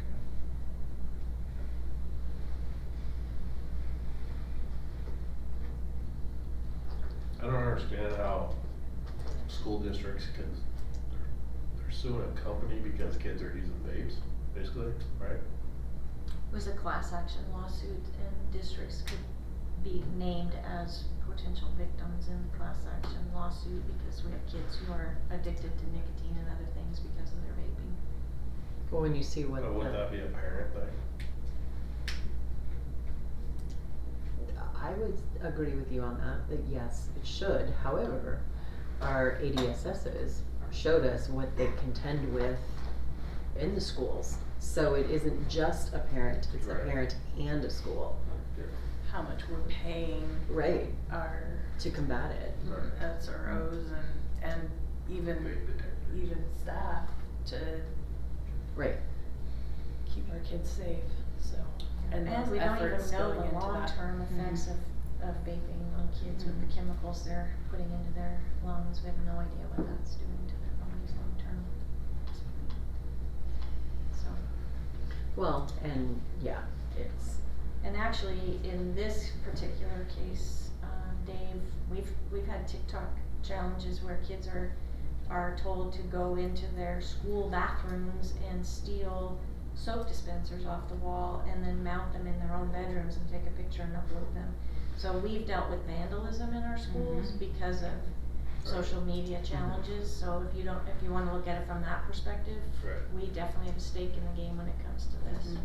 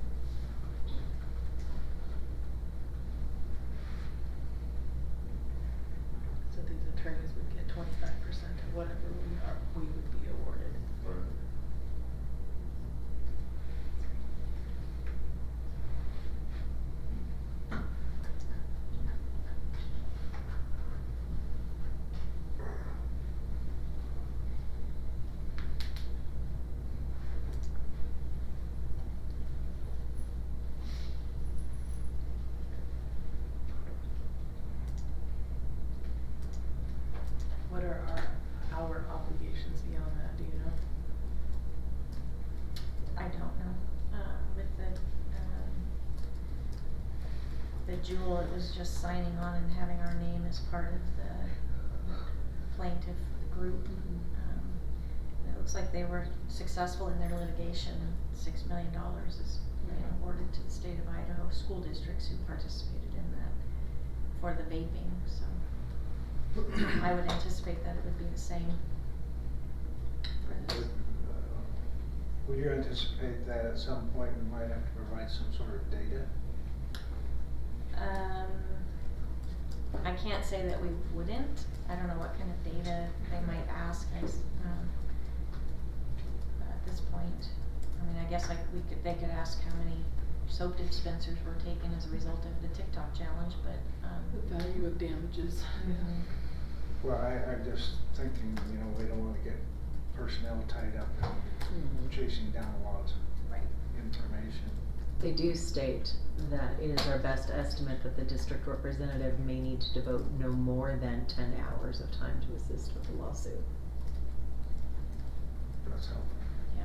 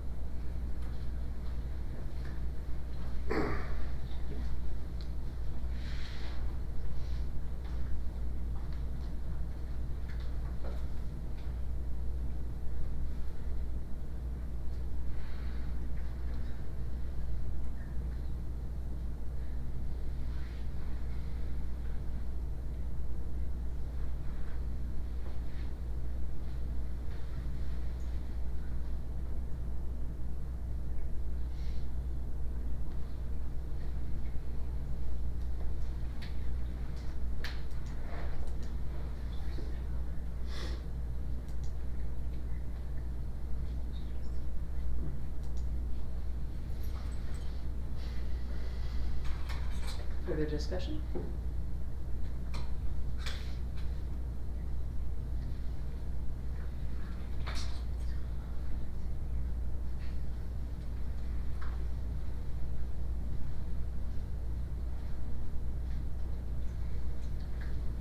What are your thoughts, Lisa? I would, recommend that we participate.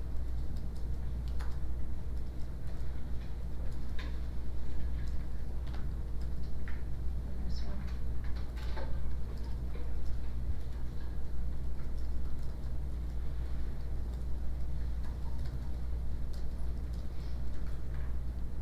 I can't think of any one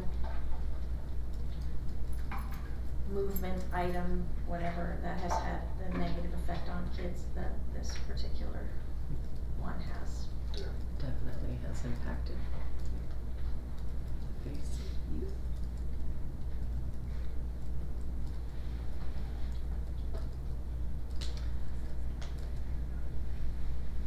I would move to approve joining the mass action lawsuit. I'll second it.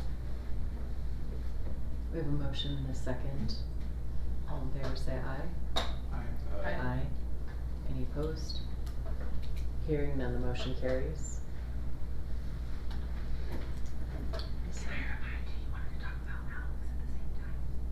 Yeah, I knew that. Thank you.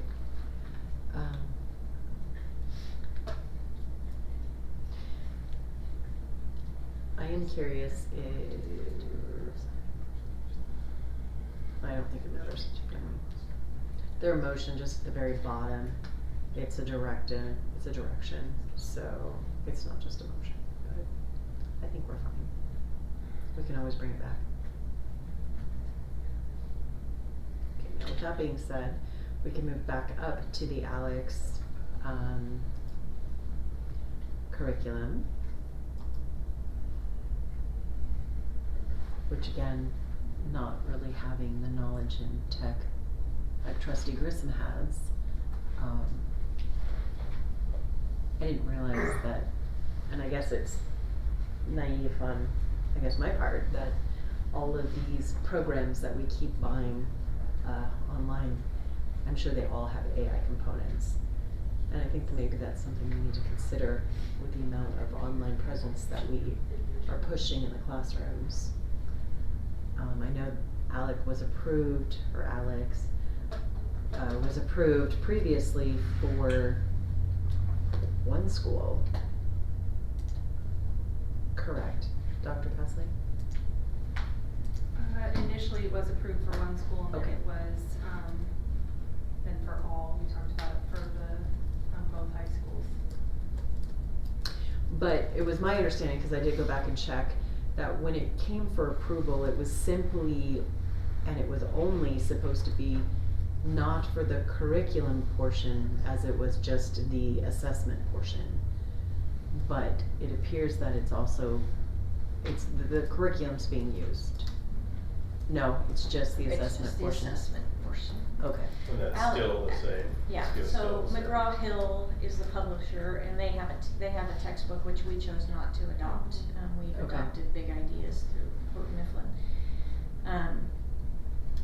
But Alex is a standalone assessment, like benchmarking, program, but it also provides, individual pathways, just like iReady does, for a student to remediate some of the holes in their mathematical understanding, to help them be more successful with math. It's used for differentiation. Yeah, so there's, the artificial intelligence, there are algorithms built, hundreds of algorithms built into this system, so that as I'm working through it and I'm making mistakes, it's looking at the mistakes that I'm making and determining, is she making those mistakes because she doesn't know how to multiply? Is she making those mistakes because she doesn't understand where a fraction fits on a number line? And it gathers that information as you make mistakes, and then it will give you some instruction in that area, and then you practice, and so it's constantly monitoring what you're doing and how you're answering questions. There's no, it doesn't take you outside of the program, I guess. It truly is just math, and it's based on what you're doing well and where you're struggling. And if we don't use this program, we are struggling with our ISAT scores in math at the high school level, and we're struggling because we just don't have a tool. Our elementary people spend a lot of time, principals and teachers, looking at student data, making informed decisions about instruction based on that data. We don't have those tools at the high school level. So if we're not using this, there wouldn't be another tool like this. I mean, they're all going to be kind of the same. They all have the algorithms built in to identify where kids are making mistakes. Would this only be used at the high school level then? Alex is, yeah, because we have iReady K-8, but iReady only goes through the 8th grade standards. Alex actually is designed to go pre-K all the way through grade 25, which would be college.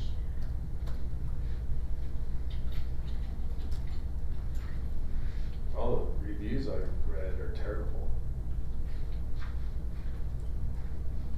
Couldn't find one good review.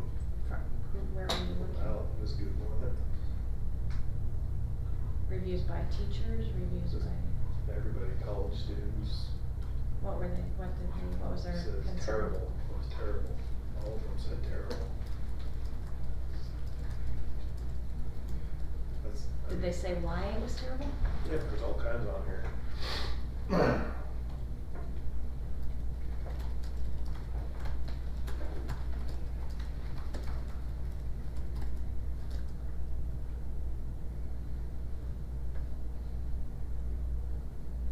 You got 1.25 stars from 1,700 reviews.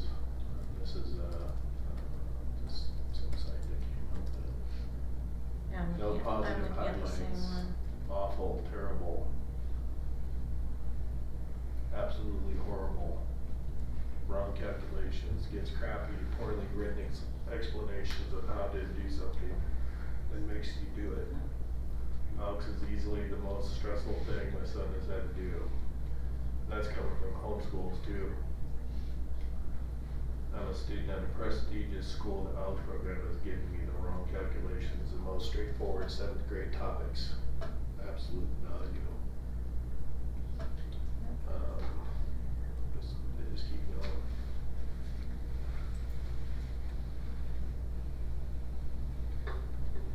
You're right. Doesn't teach anything, it punishes you for learning. I'm already struggling in school to make things, make matters worse. I have to do this on my back too. I don't know what site you guys are on. I just You Googled it. just Google Alex reviews, Alex reviews. and that's what comes up. There is, I'm on commonsense.org for education. The pros are it provides tons of data to teachers and students, and competency-based progression is far better than grades. The cons is the math content is mostly traditional, decontextualized, and dry. So my concern is if our approach is more guided by the Common Core basis, and this is more of the traditional basis, how are those paths gonna even cross? Because, I mean, there have been phenomenal math programs that are like out the door because they were traditional. We have to do this Common Core, and then we're gonna invest in this program that's traditional, but we're not even approaching mathematics in a traditional format. At the high school level, I would tell you we're much more traditional than we are K-8, because when you're talking about algebra, algebra is algebra. Geometry is geometry, and so it's been hard to get the high school people to think outside the box when it comes to teaching math, because they're math majors and they're teaching the way they learn. And our textbook is, even though it's new and it's definitely aligned to the standards, it's still kind of a traditional approach to math, just because algebra concepts are algebra concepts. The expectation is by the time they get to high school, they can competently multiply, divide, add and subtract, and manipulate fractions, decimals, percentages, those kinds of numbers, so that they can do the higher level math. So the stuff I'm looking at is for a tutoring site, online tutoring program. I wonder how much that differentiates between the assessment tools that we're using versus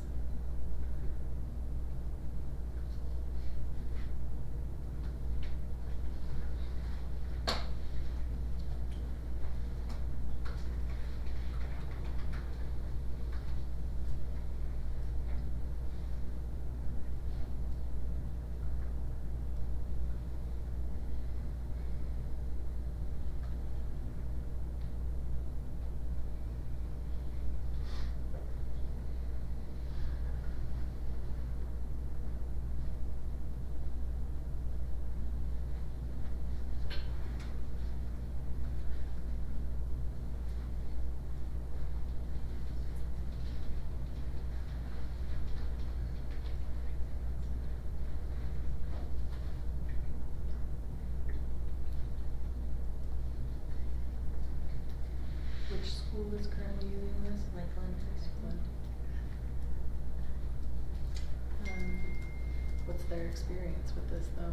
The Algebra 1 teacher loves it. Felt like it helped fill in some holes for kids, especially in the lower level, the classes where kids really struggled with the algebra concepts. We didn't survey the kids, so I can't tell you what their perception of it was. I was just looking at that site that Dave found, and you know, the kids are saying that it's a lot of work. Well, that explains some things. Exactly. But she definitely felt like it gave her useful information as to where her kids were functioning and what she needed to do to help them address some of the deficiencies. which is really the intent behind the ask for this, is having a better idea of where the holes are so we can be intentional in filling them.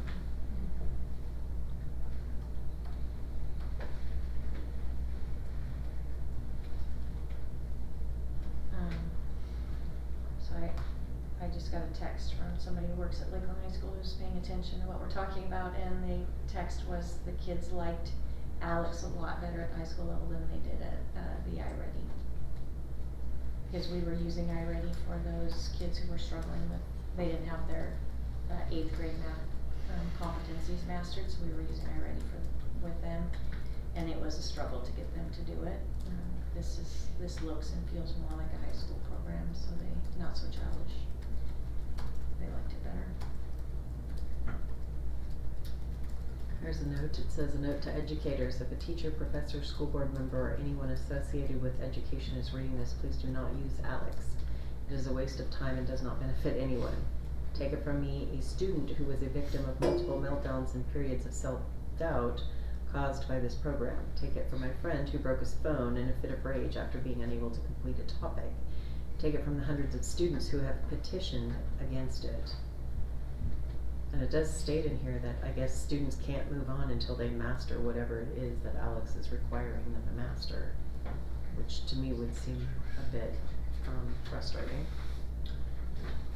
Well, and I suppose if you were using it in such a way that you just put the kids on it and they're by themselves in that program, and what they're doing there has no bearing on what's happening in the classroom, I could see where that would be frustrating. But if a teacher's using it the way it's really supposed to be used, they should be paying attention to where the kids are and what they're struggling with, and then working with them to help fill that gap so they can move on. So I would agree, if somebody wasn't helping me and I was left to my own devices, and I couldn't pass it, that would be very frustrating, but that's not how we're looking to use it. Okay.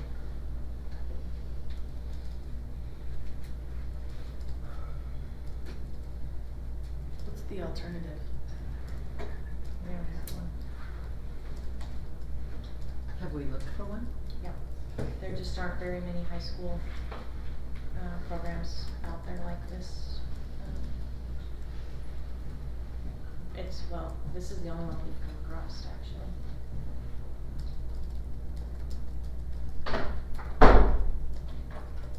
So we've been using it in the past. We used it this last year. This at last Lakeland year. High School. More than one grade level? Just one teacher, actually. Katie Standish used it in her algebra classroom, but she didn't get access to it until second semester, so she didn't have it for the year. And her reporting to you? She liked it, and her kids definitely liked it better than they liked the iReady. Okay. But we don't have iReady in high school. We were using it with the algebra classes where the kids were struggling with algebra. We did, because they hadn't mastered the 8th grade and the 7th grade competencies, so we were using it to help fill in those holes that they had. Okay, but I am just curious in the sense of knowing what we went through with respect to the math, because we had several different math programs being taught. We had COVID. I mean, we had all these holes everywhere. We've done what we can now, moving forward, water under the bridge, that we're not intentionally going to have those gaps, because we have solidified all of that. Right, except that you've got kids who started a new math program last year, first year that we actually implemented it in 8th grade, but they had several years prior to that where we didn't have a great consistent math programs. So it's gonna take us a while at the high school level for those kids to come in actually having mastered the skills they needed to master.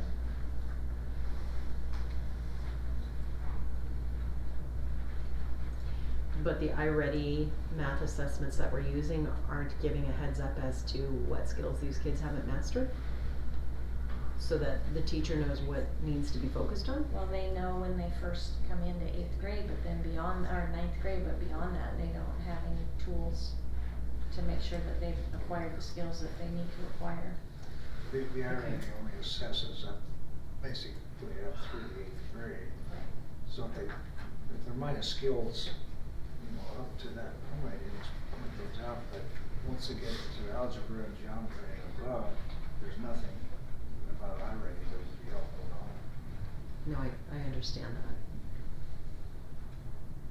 But what Lisa was saying is that the skill gap is being determined when they're in the class. My question is, why are we not discovering that skill gap in 8th grade? Well, I think We are. I think we are. Okay. But if they're coming in, like so we have kids who were in 8th grade last year who are showing up as proficient with 4th grade math skills. So in 1 year, you're not going to fill 4 Correct. years of gaps. So they're going to go into high school still with some gaps. And Well, yeah, especially if they're going in at 4th grade level. right. Well, hopefully if they started at the 4th grade level in 8th grade, they at least ended at the 5th or the 6th grade level, that there would be some growth there. But Right. still significantly behind. It's going to take us a few years of implementation. They say 3 to 5 before you really start to see across all grade bands in a significant increase in student performance.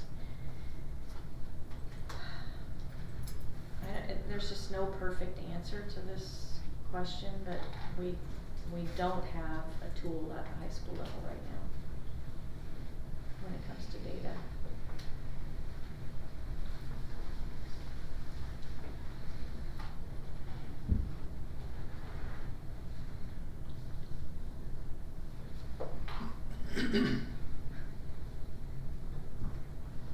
And the input we have is only from one teacher.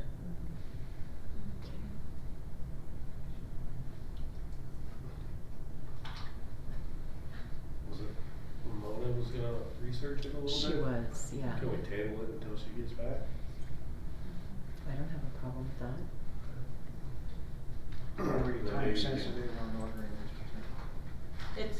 There's no, It's all electronic. it's just There's no bugs. electronic. Move It's the table immediate. till August. We have a motion and a second. All in favor say aye. Aye. Any opposed? Hearing none, the motion carries. Can I, before we leave that topic, because we do have a community member who is concerned,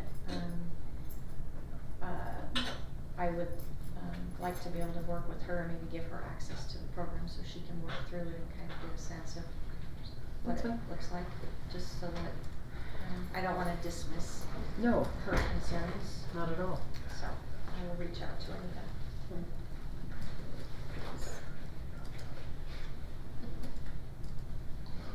Oh. She just left. Okay.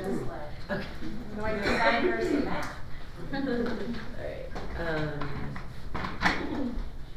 Alright, moving on to, we're plugging in, got it, okay.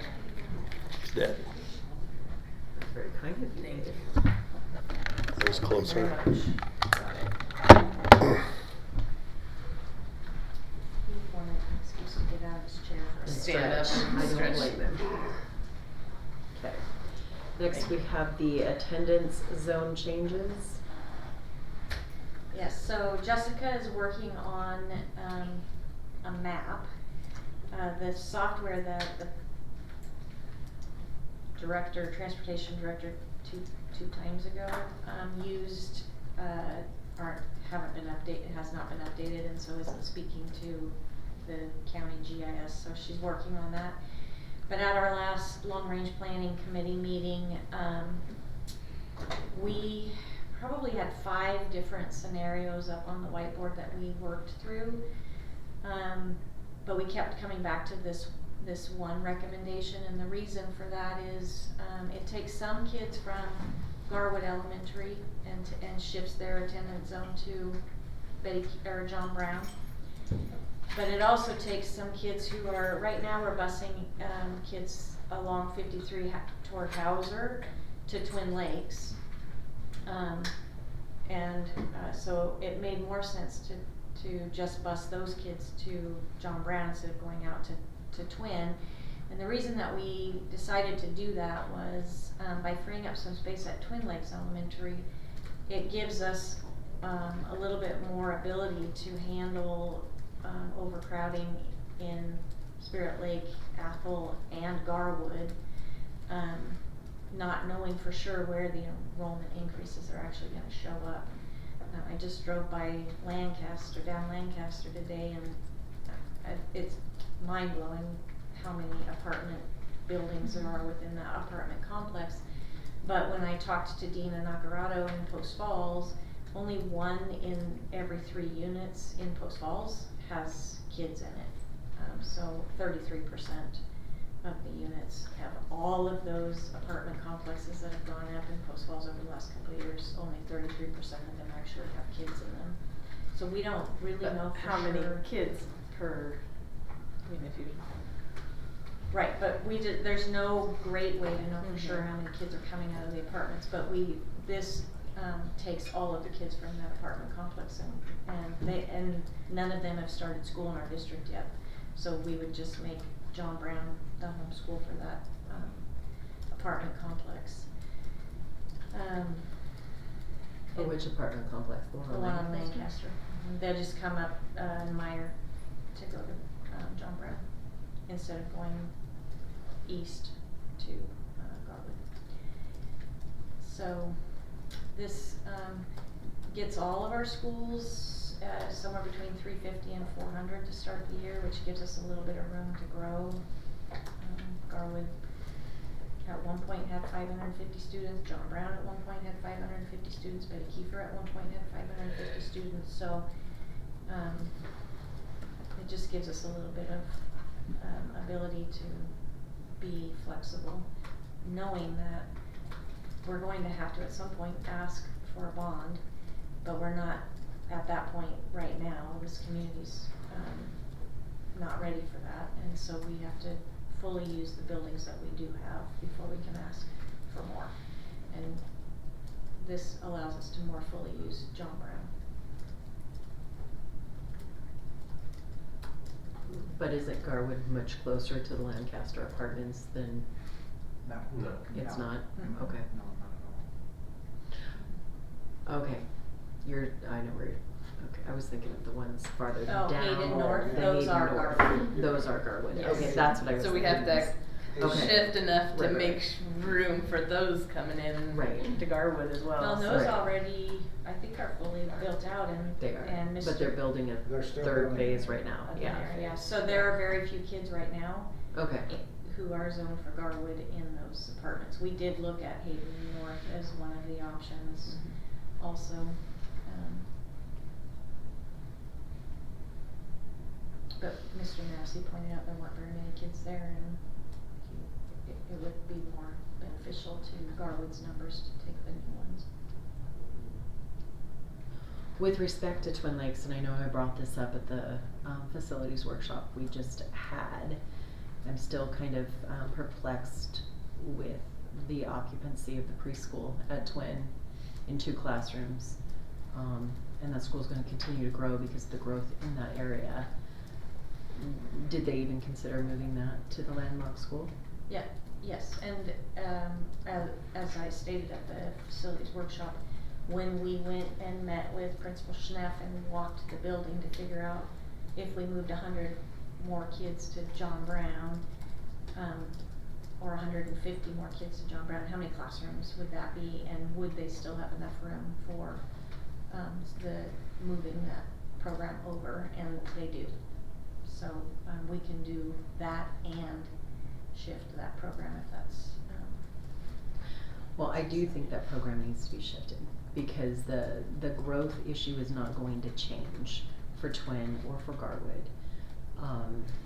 And I think it would be, I don't think it's prudent to, and this is just my opinion, to make these kids all move because they're breaking their friends, they're breaking, you know, their sense of security that they've already established within the building. We're saying, hey, move.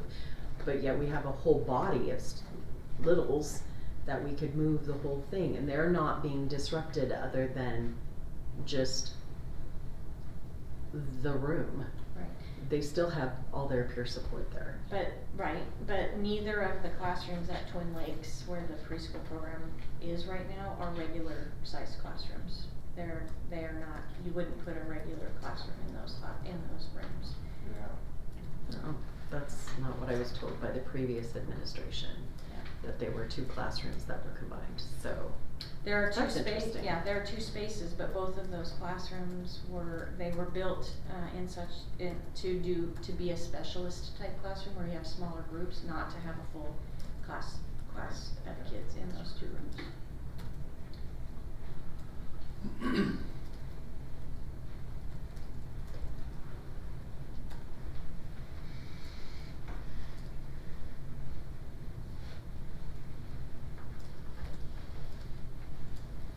But in a pinch.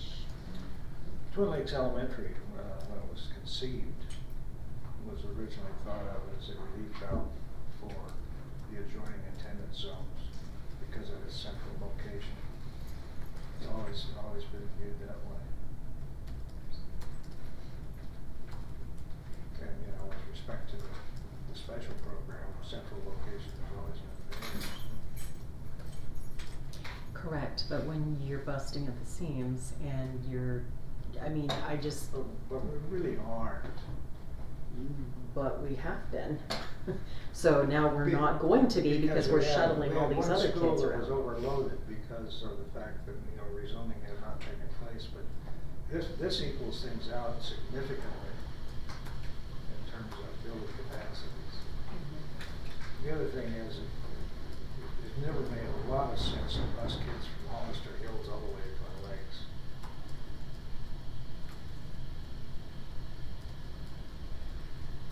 I wasn't part of that board that made that decision, so I don't know what their rationale was for that, but, It goes back quite a while. yeah.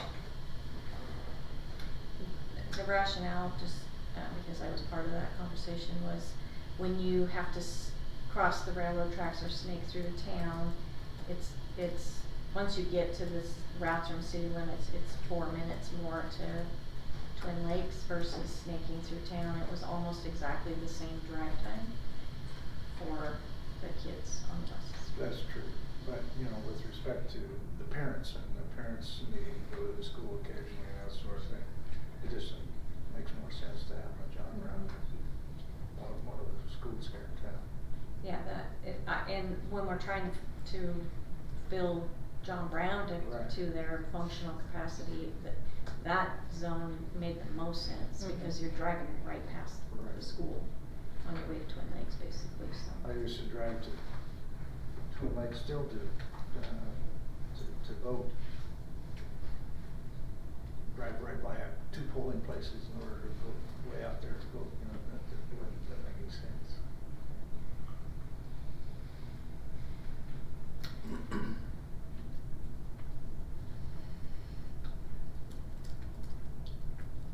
No matter what decision we make with regard to zone changes, we're gonna have parents who are not gonna be happy. There's always an element of trauma that's involved. But the kids It's relatively short. are resilient and they quickly make friends and, yeah. But if we don't do this, we'll have issues at Garwood with too many kids, and it would be hard to justify having overcrowded classrooms there when you've got a school with, that could, I agree. we could fill classrooms. So what are you gonna do with the parents that, do we know, I mean, if you got a kiddo going from 4th to 5th grade, are we gonna allow them to finish that out there? Yes, and those kids are not counted in those numbers. Okay, what are these numbers? Those numbers are the first, through, the last year's kindergartners through 4th grade. So we don't know for sure kindergarten numbers, but we didn't count 5th graders, recognizing that some 5th graders will make the move if, So it's last year's kindergarten through third grade. Graders. Cause they will be Because if 4th they're graders. 4th graders, they would be going into 5th graders, 5th grade. Cause the 5th grade will be going into yes. 6th grade, so they won't. Right, sorry, you're right, the They won't kindergarten be through affected. 3rd grade. Yep. We didn't count the incoming 5th graders for this year. We Okay. left them at their home school. But parents could, and that would be a zone transfer request by parents, which means they would have to provide the transportation back to those schools that they're currently attending. And there will be some families that will wanna keep their kids together because they may have other siblings. And so not all fifth graders, this year fifth graders will stay in their home schools, but I would anticipate the majority will. So we chose not to count them in those numbers.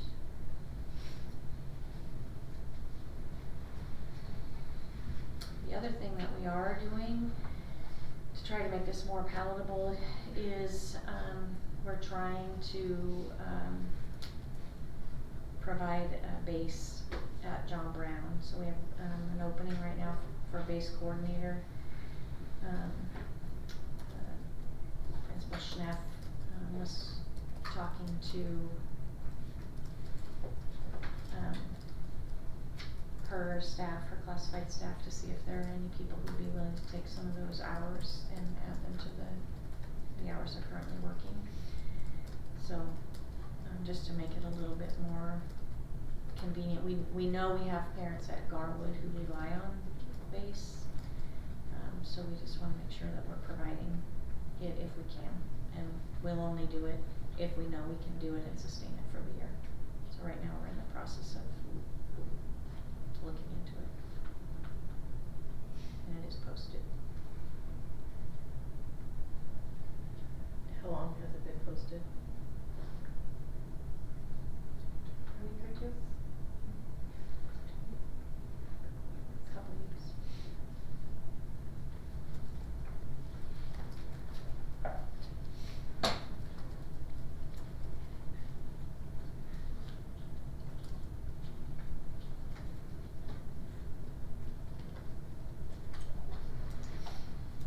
Have we gotten any applicants at all? I looked last week and I didn't see anyone. There was one today, an applicant today. Okay.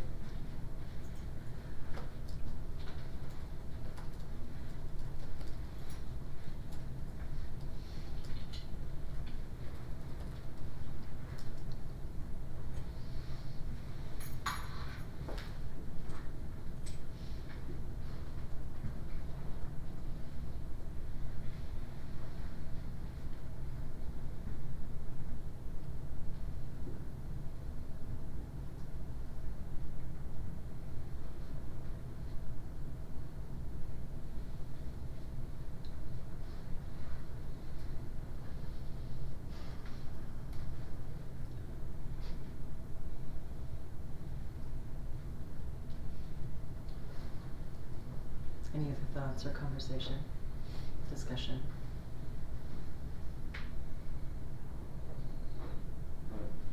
I don't.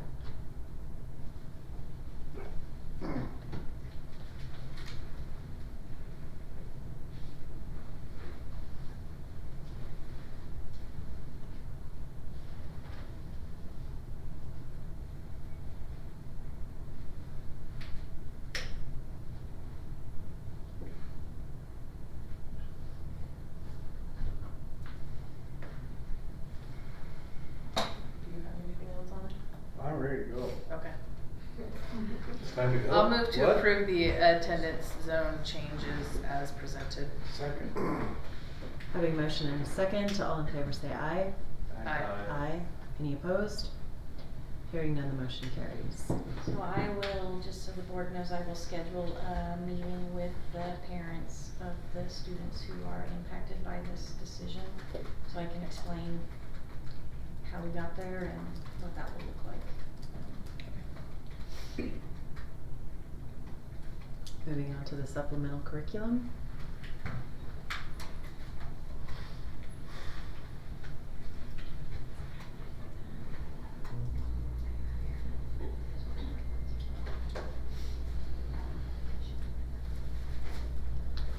Looks like there's a few books that seem to probe some concern.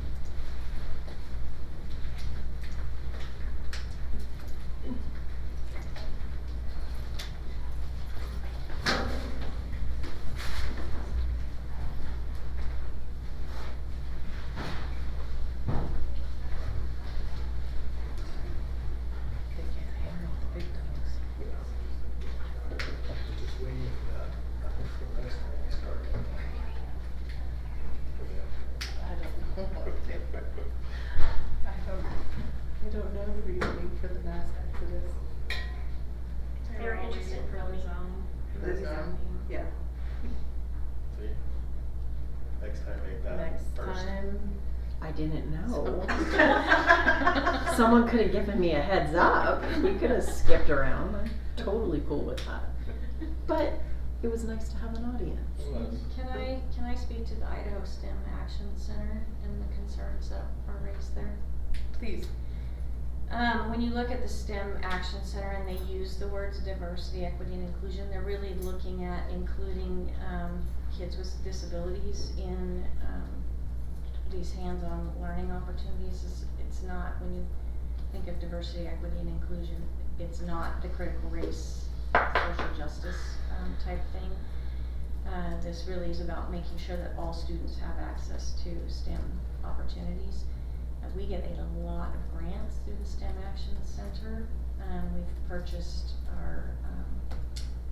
the majority of our robots that kids program coding from there.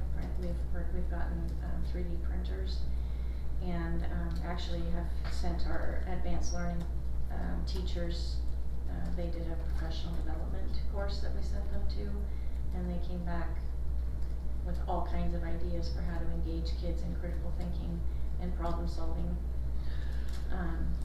So I know that those words set off fire alarms for people in their head, but in this situation in Idaho, I can't speak to other STEM Action Centers outside of Idaho, but in Idaho, we are not talking about race at all, or even gender. This is really about students of all academic abilities having access.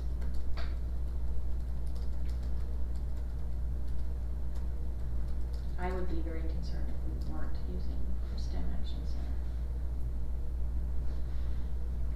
I guess part of my struggle is a lot of what is being asked for is all websites. That's not books that are going into classrooms that people are teaching from. And I thought that we had heard from at least those within high school and middle school, primarily high school, that they are saying there's too much that's being done on the computer. They want off. They want to go back to book in hand. So I don't understand why we keep spending all of this money just to link up to a website and put these kids on computers instead of teaching them in the classroom. I mean, granted, I'm old school, but I just don't understand that. And the Idaho STEM Action Center, I don't know that we're putting kids on that website. This one probably shouldn't even be on here because it's more of a teacher resource than it is a site we put kids on. It has lesson plans for teachers. It has ideas. It has they have lots of opportunities for grants. I haven't looked at the other ones, Michelle, so I can't speak to those.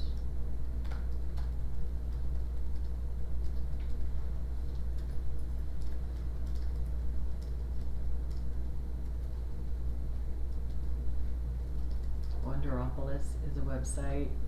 Educate Outside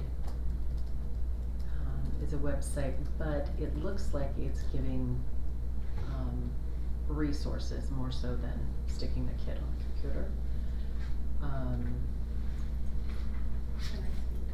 Learning Blade. Most of these are just resources. It's not a site that kids would go on per se, but they will be pulling some information. So kids would, if they pull something in front of kids would have access to it. A lot of this is specific to our AOP classes and then our enrichment classes. So like it's TLE, this isn't per se for classroom use, although the classrooms could use it as an extension activity, but it's for the higher end support. Well, like Wonderopolis, our whole science curriculum and the Idaho standards are based, it's called phenomena-based science. So this Wonderopolis actually dovetails nicely with the way the science standards are written because it's about a phenomena. So when you talk about what are you wondering, like why do leaves change color in the fall? I had no idea why they changed color in the fall until I watched Mystery Doug, and he taught me. So they're short little video clips This looks the same where you're getting to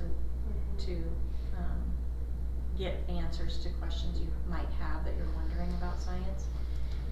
But it's not the actual. What about the CSI Web Adventures, because that's a game website. So are kids just jumping on here to play games during class, and what grade band are we teaching CSI to at K through 5? It's for, it's not, kids aren't jumping necessarily on a website. They could, I guess, if that's what it's on there, but the idea is that you can do little kits and have kids walk through, going through, like, they have to investigate Crime it. scenes? Not a crime scene, but just they're investigating something like fingerprinting. I mean, it's not, and these are all free websites, so there's no cost to the district, but it's like when we've done our ALP nights, we've had crime scene stuff, or how does fingerprinting work? How does, if you dust for something, what is it? You know, it's just different stuff of what a crime scene job would look like, or a CSI, but not specific to, like, it's not blood, it's not, so it's more STEM based of why something works the way it works, and what science application is applied here or there, or why physics works here and not there, that kind of stuff.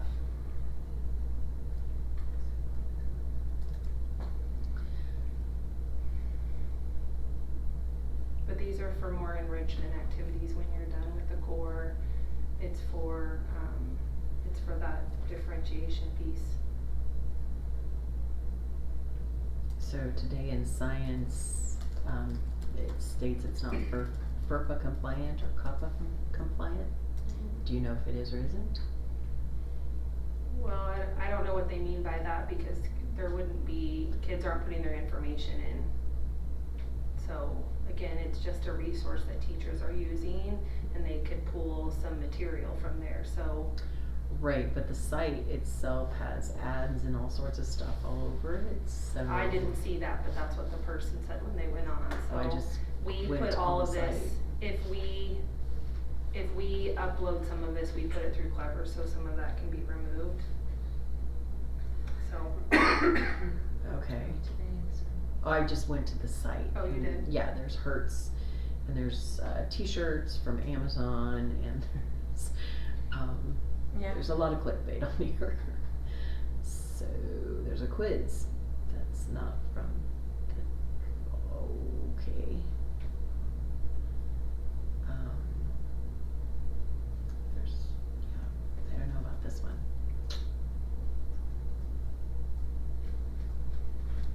Try not to grasp when you see it.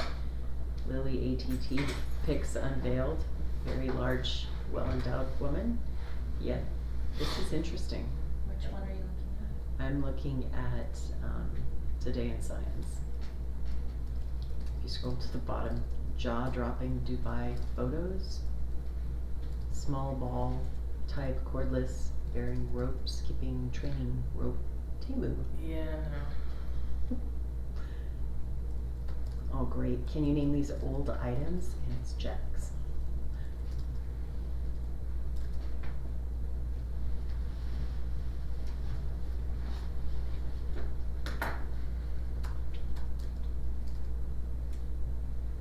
And again, I think part of, I don't know about the reviewers, but at least for me, when I click on it and I go to just the website, without any understanding of, is this just a teacher resource, or what are we going to focus on teaching from this website? That is challenging to say, yay, let's do it, or nay. Can we have that included in this when things are brought to us, like how it's going to be used, who's going to be using it? Especially when it's just a website. Yep. Is it yeah. Right, because Is it something that the teacher's gonna pull some pieces from, and Most of them are, but I can if add so, that what column pieces how are, it'll you be know, used. I don't wanna give just a blanket, Right. sure, you can use this website, and then come to find out it's not. yeah, is it primarily for the teacher to use as a resource as they're building their lesson plans, or is it something, are there Kids videos are that you're going gonna out show to. kids? Yep. And I do realize this is supplemental, so it is for the teachers to be able, but when you're going and it's just to a website, and like the CSI one is all about their games, that concerns me because that's telling me we're just putting the kids on the website. I don't know that that's what we're doing, but that's what it appears.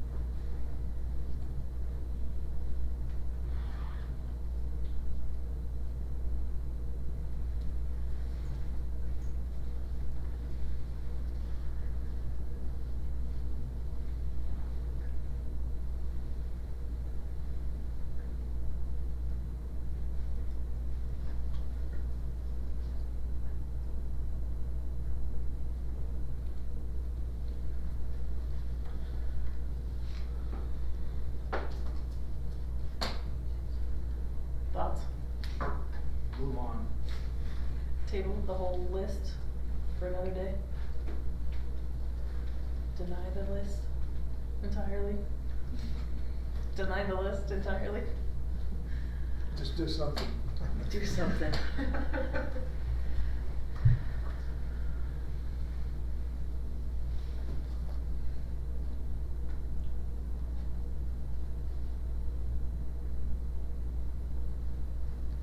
I don't see anything there terribly concerning. On any of them, on a specific one, or? Well, most of the reviews are no concern.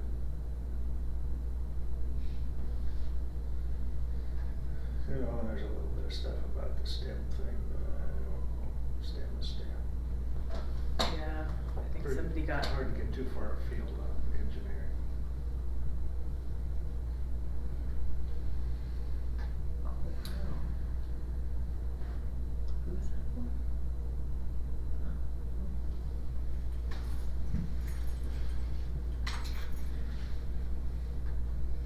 I would move to approve all of the items that have no concerns from the reviewers and table the other items with the understanding that we get some kind of how it's going to be used information. Second. I have a motion and a second. All in favor say aye. Aye. Any opposed? Hearing none, the motion carries.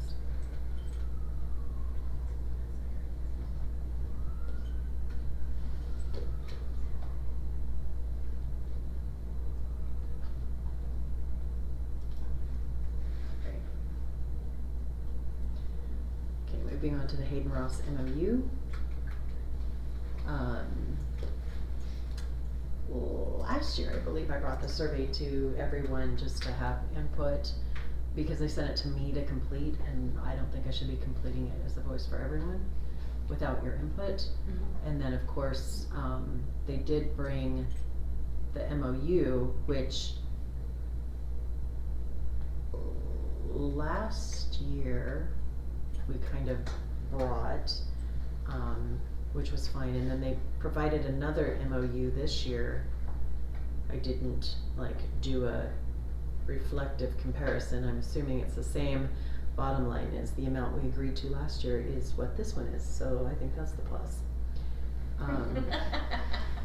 you mind if I comment on that? Please. So it's not technically an MOU, it's an engagement letter, which is standard Okay. practice for audit firms. Okay. We're in a 3-year commitment with them. This is our 2nd year of the commitment. Okay. This is just agreeing to the services that they're providing for this Right. audit. It's not an MOU per se, it's just an agreement that we're engaging with them for the services that they're providing. Okay. And so next year will be our last year of this Yes. 3-year commitment, so if the Yep. board chose to look beyond, or we do an RFP to look to see what other groups might be out there, whether they cost more or less and what we're. Are you familiar with other organizations that? Yes.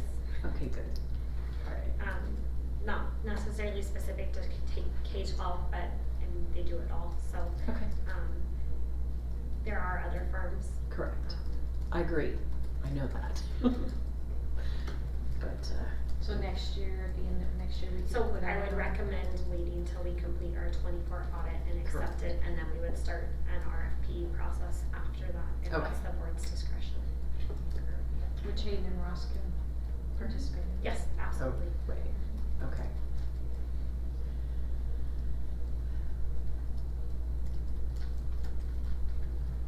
And I would like to ask if we could potentially that survey that's on there, it is a general link for their entire firm.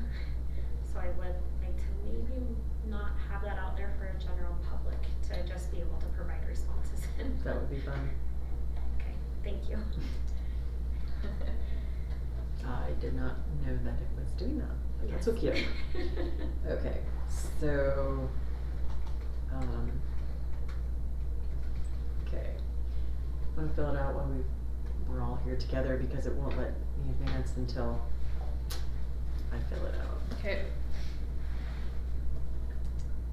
Are you gonna do that right now? That's what I'm doing. I'm going to take a look.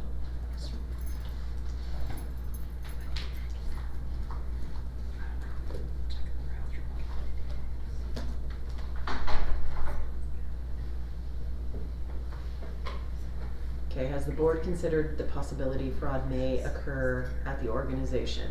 And what are our views about the risk of fraud? She dealt with severely. Run about the flagpole. Okay, Hanging by their toes. so, Probably yes. should be fired. The thumbs. What? By their thumbs. And toes. Yep. Hog tied by their thumbs and toes. Picture that.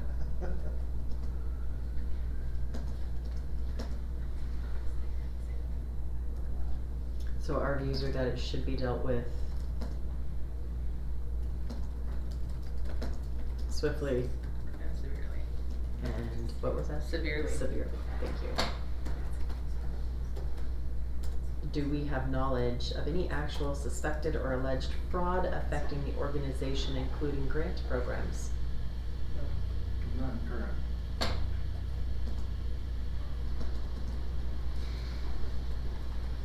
For grant awards received, do you have knowledge of any possible or actual non-compliance or abuse of the grant programs occurring during the period being audited or the subsequent period?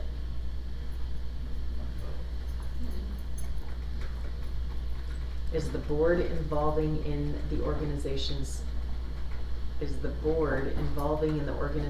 processes for identifying and responding to fraud risks? That's the question, I did not misread it. I think it should be involved, but are we involved in the processes for identifying and responding to fraud risks? I don't know that we Yeah. are. Well, we're approving expenditures, How does the board exercise such oversight activities? I mean, monthly financial reports from the Okay. treasurer. Right. But it says common examples of oversight include reviewing, approving checks, reviewing bank statements and reconciliations, which we've never done, and reviewing and approving the monthly, quarterly financial reports, which we do receive. So we are involved in the sense of We are reviewing, involved, okay. not maybe to the extent that we would like to be, and I think that we're working towards that. Is reviewing the bank statements something the board No, would? but we used to review bank reconciliation. Yeah. No, We're that's what I supposed- meant when I said, I meant. We're supposed to see that. So we can We can include do that that. No problem. to the monthly, under the monthly budget information. and we would be more fully in line with what the auditors are looking for.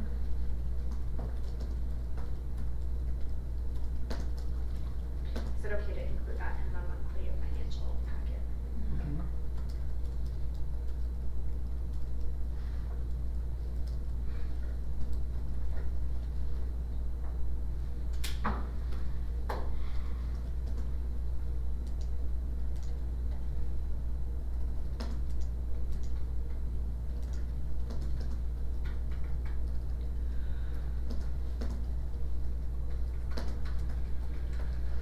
Okay.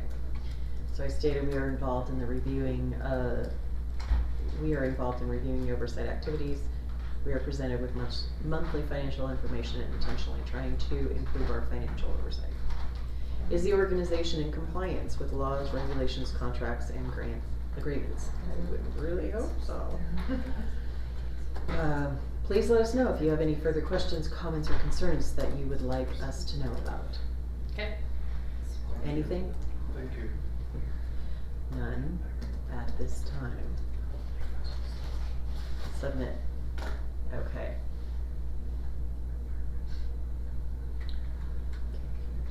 Oh. Come back, Dave. Come back. Okay. I'm gonna, you can save this questionnaire, so I'm gonna save it and send it to clerk for the clerk's records. Sounds good to me.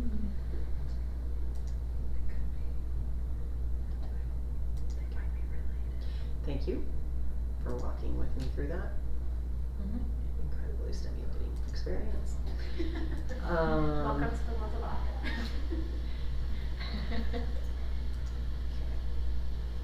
Wait for Dave.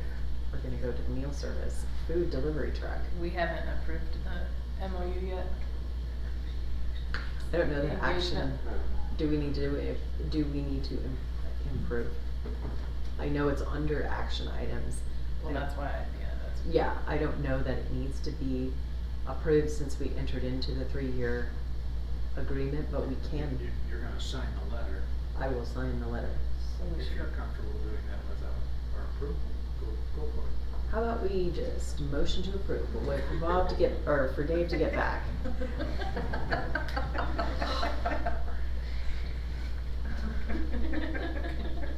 Motion to approve. Seconded. We have a motion and a second, but we will wait for trustee Quimby before we take the vote. Sorry. Not a worry. We have a motion on the floor to approve the Hayden Ross, letter of intent, engagement, letter, MOU, whatever. And we have a second. All in favor, say aye. Aye. Any opposed? Hearing none, the motion carries. Do you have that printed out? Yeah. Okay, well, don't give it to me right now, but I'll sign it afterwards. Just because it's dragging things along. Moving on to the meal service food delivery truck. Okay, so this is to approve a new food truck for the central kitchen for $82,000. Where's this money coming from? This is coming out of the Fund 290, so it's part of their plan that we had to do to reduce their fund balance. Okay. This truck specifically meets the criteria to deliver to buildings that have a low overhang. One of our prior fleet trucks wasn't able to back into where we needed them to, so this meets that height requirement for the building. That's a plus. Yeah. I did ask I'm not sure if it was the last board meeting or if it was, I think it was at the budget dealio, to get an overview. Yes. Okay. Chelsea and I are working on that. Perfect. We'd like to set something up similar to the superintendent follow-up, or kind of like a finance follow-up for you. Perfect. We just didn't quite have enough time to get it dialed Not into to where we have it set up. I just would like to make it a little bit more user-friendly. As long as it's in progress, that's Yes. all I care about. Yep. Perfect. The state has already approved this. This is one of those things that we have to get prior authorization from the state. Okay. So they have provided their approval for this truck. Okay. And this is using that The food funding service. that we had that was kind of above and beyond what we typically have. Yes. So it's definitely a good time to use because it's a one-time one-time dollars, one-time expenditure. In August, I plan to be bringing some additional steam tables, some steam kettle jackets, and there's one other item that Kevin is working diligently on getting quotes for, so that we can get it approved and then to for approval. Okay. This is an Isuzu truck It is, with a gasoline engine, yes. which is a little unusual. It is unusual, but it was the only one that could meet the height requirement we needed for the box height. We actually had a lengthy conversation back and forth with the state regarding the fact that we were specific about an Isuzu in our bid. But after talking to several dealerships, Kevin determined that the Isuzu is the only one that offered the height that we needed. That's fine, because it's, most Isuzus are diesel, so.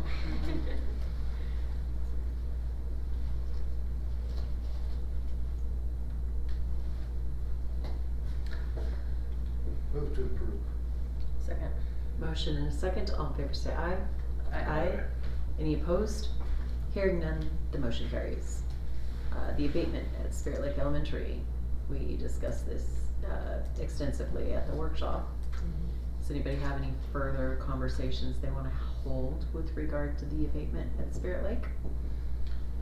I just have one quick little, it's just super minor. Material sales tax. We shouldn't have sales tax on materials coming to Idaho. Correct, yeah, I'll have them redo that. Okay. Yeah, it's common that they put that on, not just them, I get quotes all the time when I have to revise them, so, Okay. yeah, no problem. Okey doke. Good catch. If we were going to Washington, it's just one of those things that my eyes just, No, if thank we you. were going to Washington to pick it up, then it would be one thing, but since they would be bringing those materials to us in Idaho to do the work, it would need to Perfect. go in, so. Any further conversation or discussion? Move to I do. approve. Second. Move to approve. No, you just did, Okay. and Dave seconded. Bob and Dave. Alright. We have a motion and a second, all in favor say aye. Aye. Aye. Any opposed? Excuse me, hearing none, the motion carries. I apologize. Moving, oh yay, we're into discussion items. Alright, so we have the student handbook.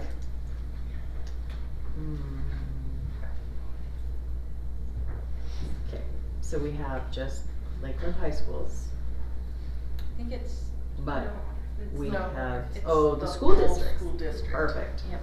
yay. Under the description, it says student handbook, and that's the one you can go to all the white links. and Correct.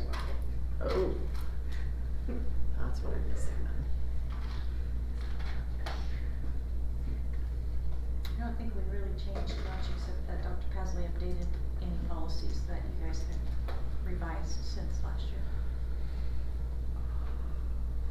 And I do appreciate the uniformity that Dr. Pasley has worked tirelessly on with all of the schools and making sure that it's Good job. cohesive and streamlined. Actually, Rebecca helped me immensely with And this. Rebecca, I can't thank take you all the so credit. much. You'll notice that some of the highlights when you get down to the individual buildings, those are the buildings that are still working on their 23, 24, so that's why this is just as a discussion, we'll have all of them finalized. Okay. But, and then if there's any policies that change, I'll do one final sweep through and then I'll update if there's new policies. Okay, So that's kind of where we stand with that. So it'll come back in August for approval. okay.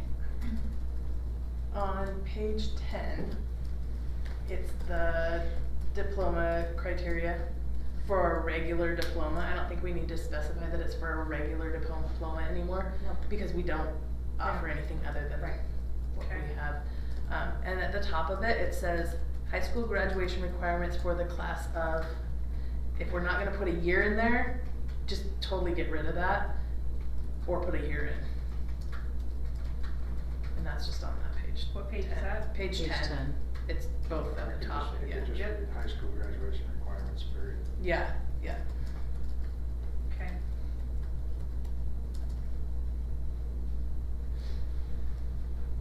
because we are now looking at this Mhm. on an annual basis, it shouldn't need a year You could, unless somebody was, Mhm. instead of regular diploma, you could just say diploma requirements.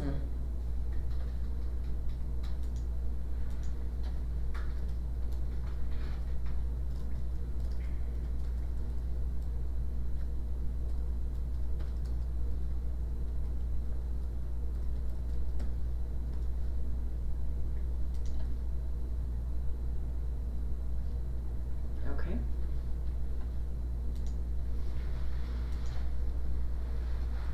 But I do thank you both for your diligent effort. Anything else to converse over on the handbooks? it was really good. Moving on to the mentor protege handbook. So we talked at the last board meeting about requirements for mentors, and so we just kind of firmed up those goals, and so if you, I don't know what page this is, it's not. If you scroll down to the page that starts with classroom observations. You can turn it by going to there, yep. This one? And then click on mentor requirements, 2023-24 verification form, the principal now will have to sign off on all of those things that we're asking, the mentors to do prior to them being paid at the end of the year. What is that and why? The mentor requirements? No, that The buzzing sound? deep sounded, Oh, yeah. I have no idea what that was. Okay. It sounded like That's the plumbing. engine starting to take for takeoff. Okey doke. Beat me up, Scotty. Okay. So we did, we put a little bit more accountability in place Great. for that. And I already have it on our August agenda for the principals, and then it's noted in our admin handbook, so I'll go over that this is a new requirement, and then we'll add it to, our mentor protege meeting at the beginning of the year, so that the proteges know that, and the mentors know that this will be a requirement, so to ensure that the proteges know this is what should be, how much support they should be getting. We've always had it in place, but the accountability measure wasn't built in there. And then the mentor knows what the expectations are as well, so there's just transparency. And then who does that? Who determines whether they were successful in that or not? Is that the principal It's the or is it at principal. the admin or district? It's the principal. Principal, okay. But I will say, and I've only been a part of mentor protege for, my first year, it was just kind of overseeing it, and the last year Lisa and I made changes, but we have had situations where proteges have come to us and just said, hey, the support wasn't great, or the principal has come and said, this didn't go the way that we wanted it to, and so we have done, I feel like, lots of conversations about, placement of mentors with proteges, because they might be a great teacher, but just the follow through on the other end may not be strong, and so we've tried to be a little bit more strategic in the conversations of how we're placing people, so that they are feeling really supported. So we're just trying to put some more oversight into that process.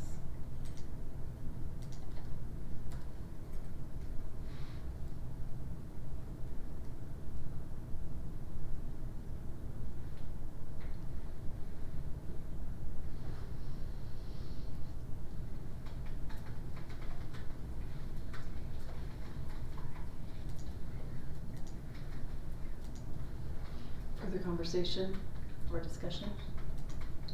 Okay. Moving on to the reallocation of ESSER dollars. The reallocation of unused ESSER dollars and the reallocation survey. So ESSER $2 have to be fully spent by the end of September of 23.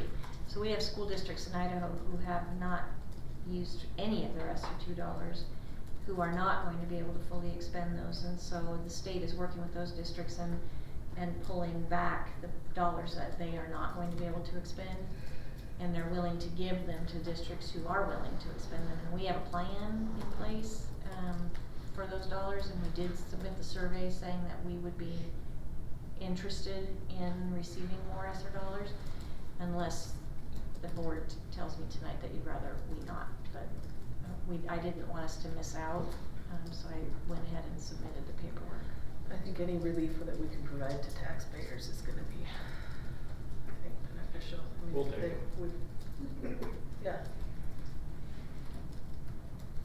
There's no guarantee, Yeah. there's no date. Right. Yep. You know, we're just waiting to hear. Hopefully it's not a big fat psych. Right. Well, it would be good to know, if they're gonna come with certain types of strings attached. It'll be the same type of Okay. thing that we've, because of the federal COVID dollars, so we'll have to tie what we do with them back to COVID, which we can easily do, and then free up the general fund dollars that we budgeted and be able to set those aside for something else, Okay. just like we've been doing. Your information on the time frame. No, they just put the form out to us, let us know if you're interested, and then we anticipate we'll hear sometime soon, because they have to be spent by the end of September. So the state doesn't have a lot of time, so we have to be ready to kind of pull the plug on that and go if they tell us we have them, which we already have a plan for. Okay. Shovel ready projects. Thoughts, Randy? I'm good. I was asking Randy because her brain looked to have steam coming out Oh, of it. no, She was no, thinking. no, sorry. Okay, gotcha. Okay. All right, moving on to the draft, 3501 mental health providers draft. This is a policy that the policy committee was tasked with creating, from scratch. I think the policy committee did a really good job. I don't know if any of you had a chance to review it. There is the perspective of, there was a little bit of, at the last meeting we had, a little bit of, I guess, dynamic shift, because it's not a policy for Heritage Health. It is a policy for mental health providers that come into the district. Because there had been some, well, you have to put this, you know, you should focus this way for Heritage Health or that way for Heritage Health. And that isn't the intention of the policy. The intention of the policy is strictly for mental health providers. There was concern brought up that we want to make sure that parents consider, I don't know if pros and cons is the right word, but basically consider what may come from going into counseling with Heritage Health at this current moment on our schools. So we created a things to consider with mental health services at school, which the committee hasn't fully reviewed this. And the rest language is my language, because I was trying to rewrite some of what was written without taking it away so that everyone could have conversation over it. The other point is there was, on the policy itself, we identify policies that have forms, but the forms are conducive to that policy, but the gist of the matter is parents should have the right to say you can or you cannot discuss this with my child. So a consent to discuss form was created, which I do think there should be a generic line item that just states you cannot talk with my kid about, and the parent can fill it in, because if those policies don't highlight it and the parent wants to have that voice, I think they should be allowed to have that voice. So that is something else that the committee came up with. At the last meeting, it was a little challenging more staff members had shown up that had ever shown up before. But some of the parents on the committee felt slightly attacked by the parents because the whole concept is just becoming aware. I mean, helping parents become aware. Make sure parents know what their rights are. Don't infringe on them. So I think these, the forum and the things to consider concept, I think is important to benefiting all of our parents. So you had asked us to reach out to Amy White to get Mhm. input. I was hoping that we would have it in writing today, but she did finally call us back on Thursday last week.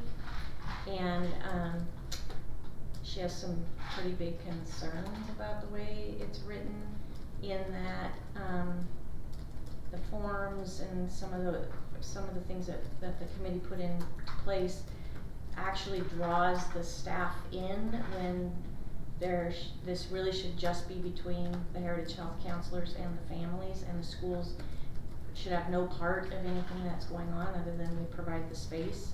Right. Because the more, according to Amy, the more we're involved, the more liability we take. So she was going to put in writing for the committee, so that's coming. Okay, great. What she would recommend to just reduce some of our liability. Okay. I know one of the concerns that's highlighted on the policy itself, if you go to bullet point F, under district expectations, the district of mental health provider shall not provide gender affirming care options as mandated by Idaho statute. Initially it was gender affirming care and gender affirming counseling, and then there was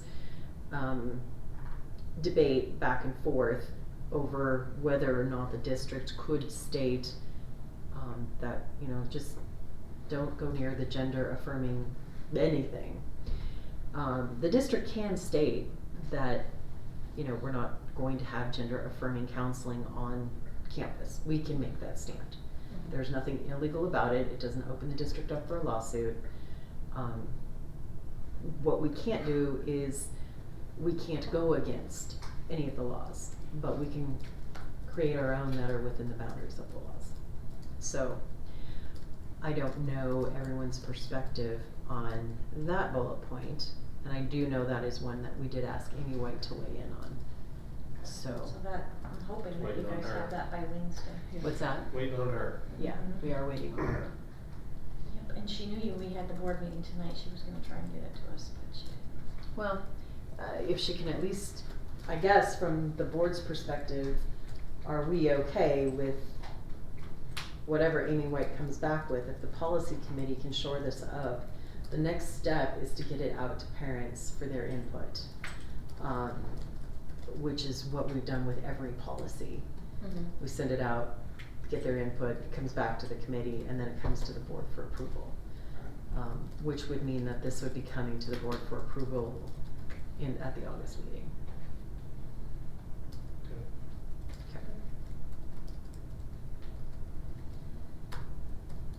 Okay. Any other thoughts or comments?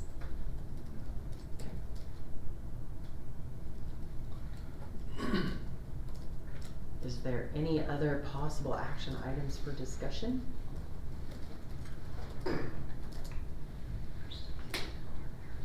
Nope. Nope? Nothing left. Alright, well, I'm gonna go ahead and adjourn the meeting.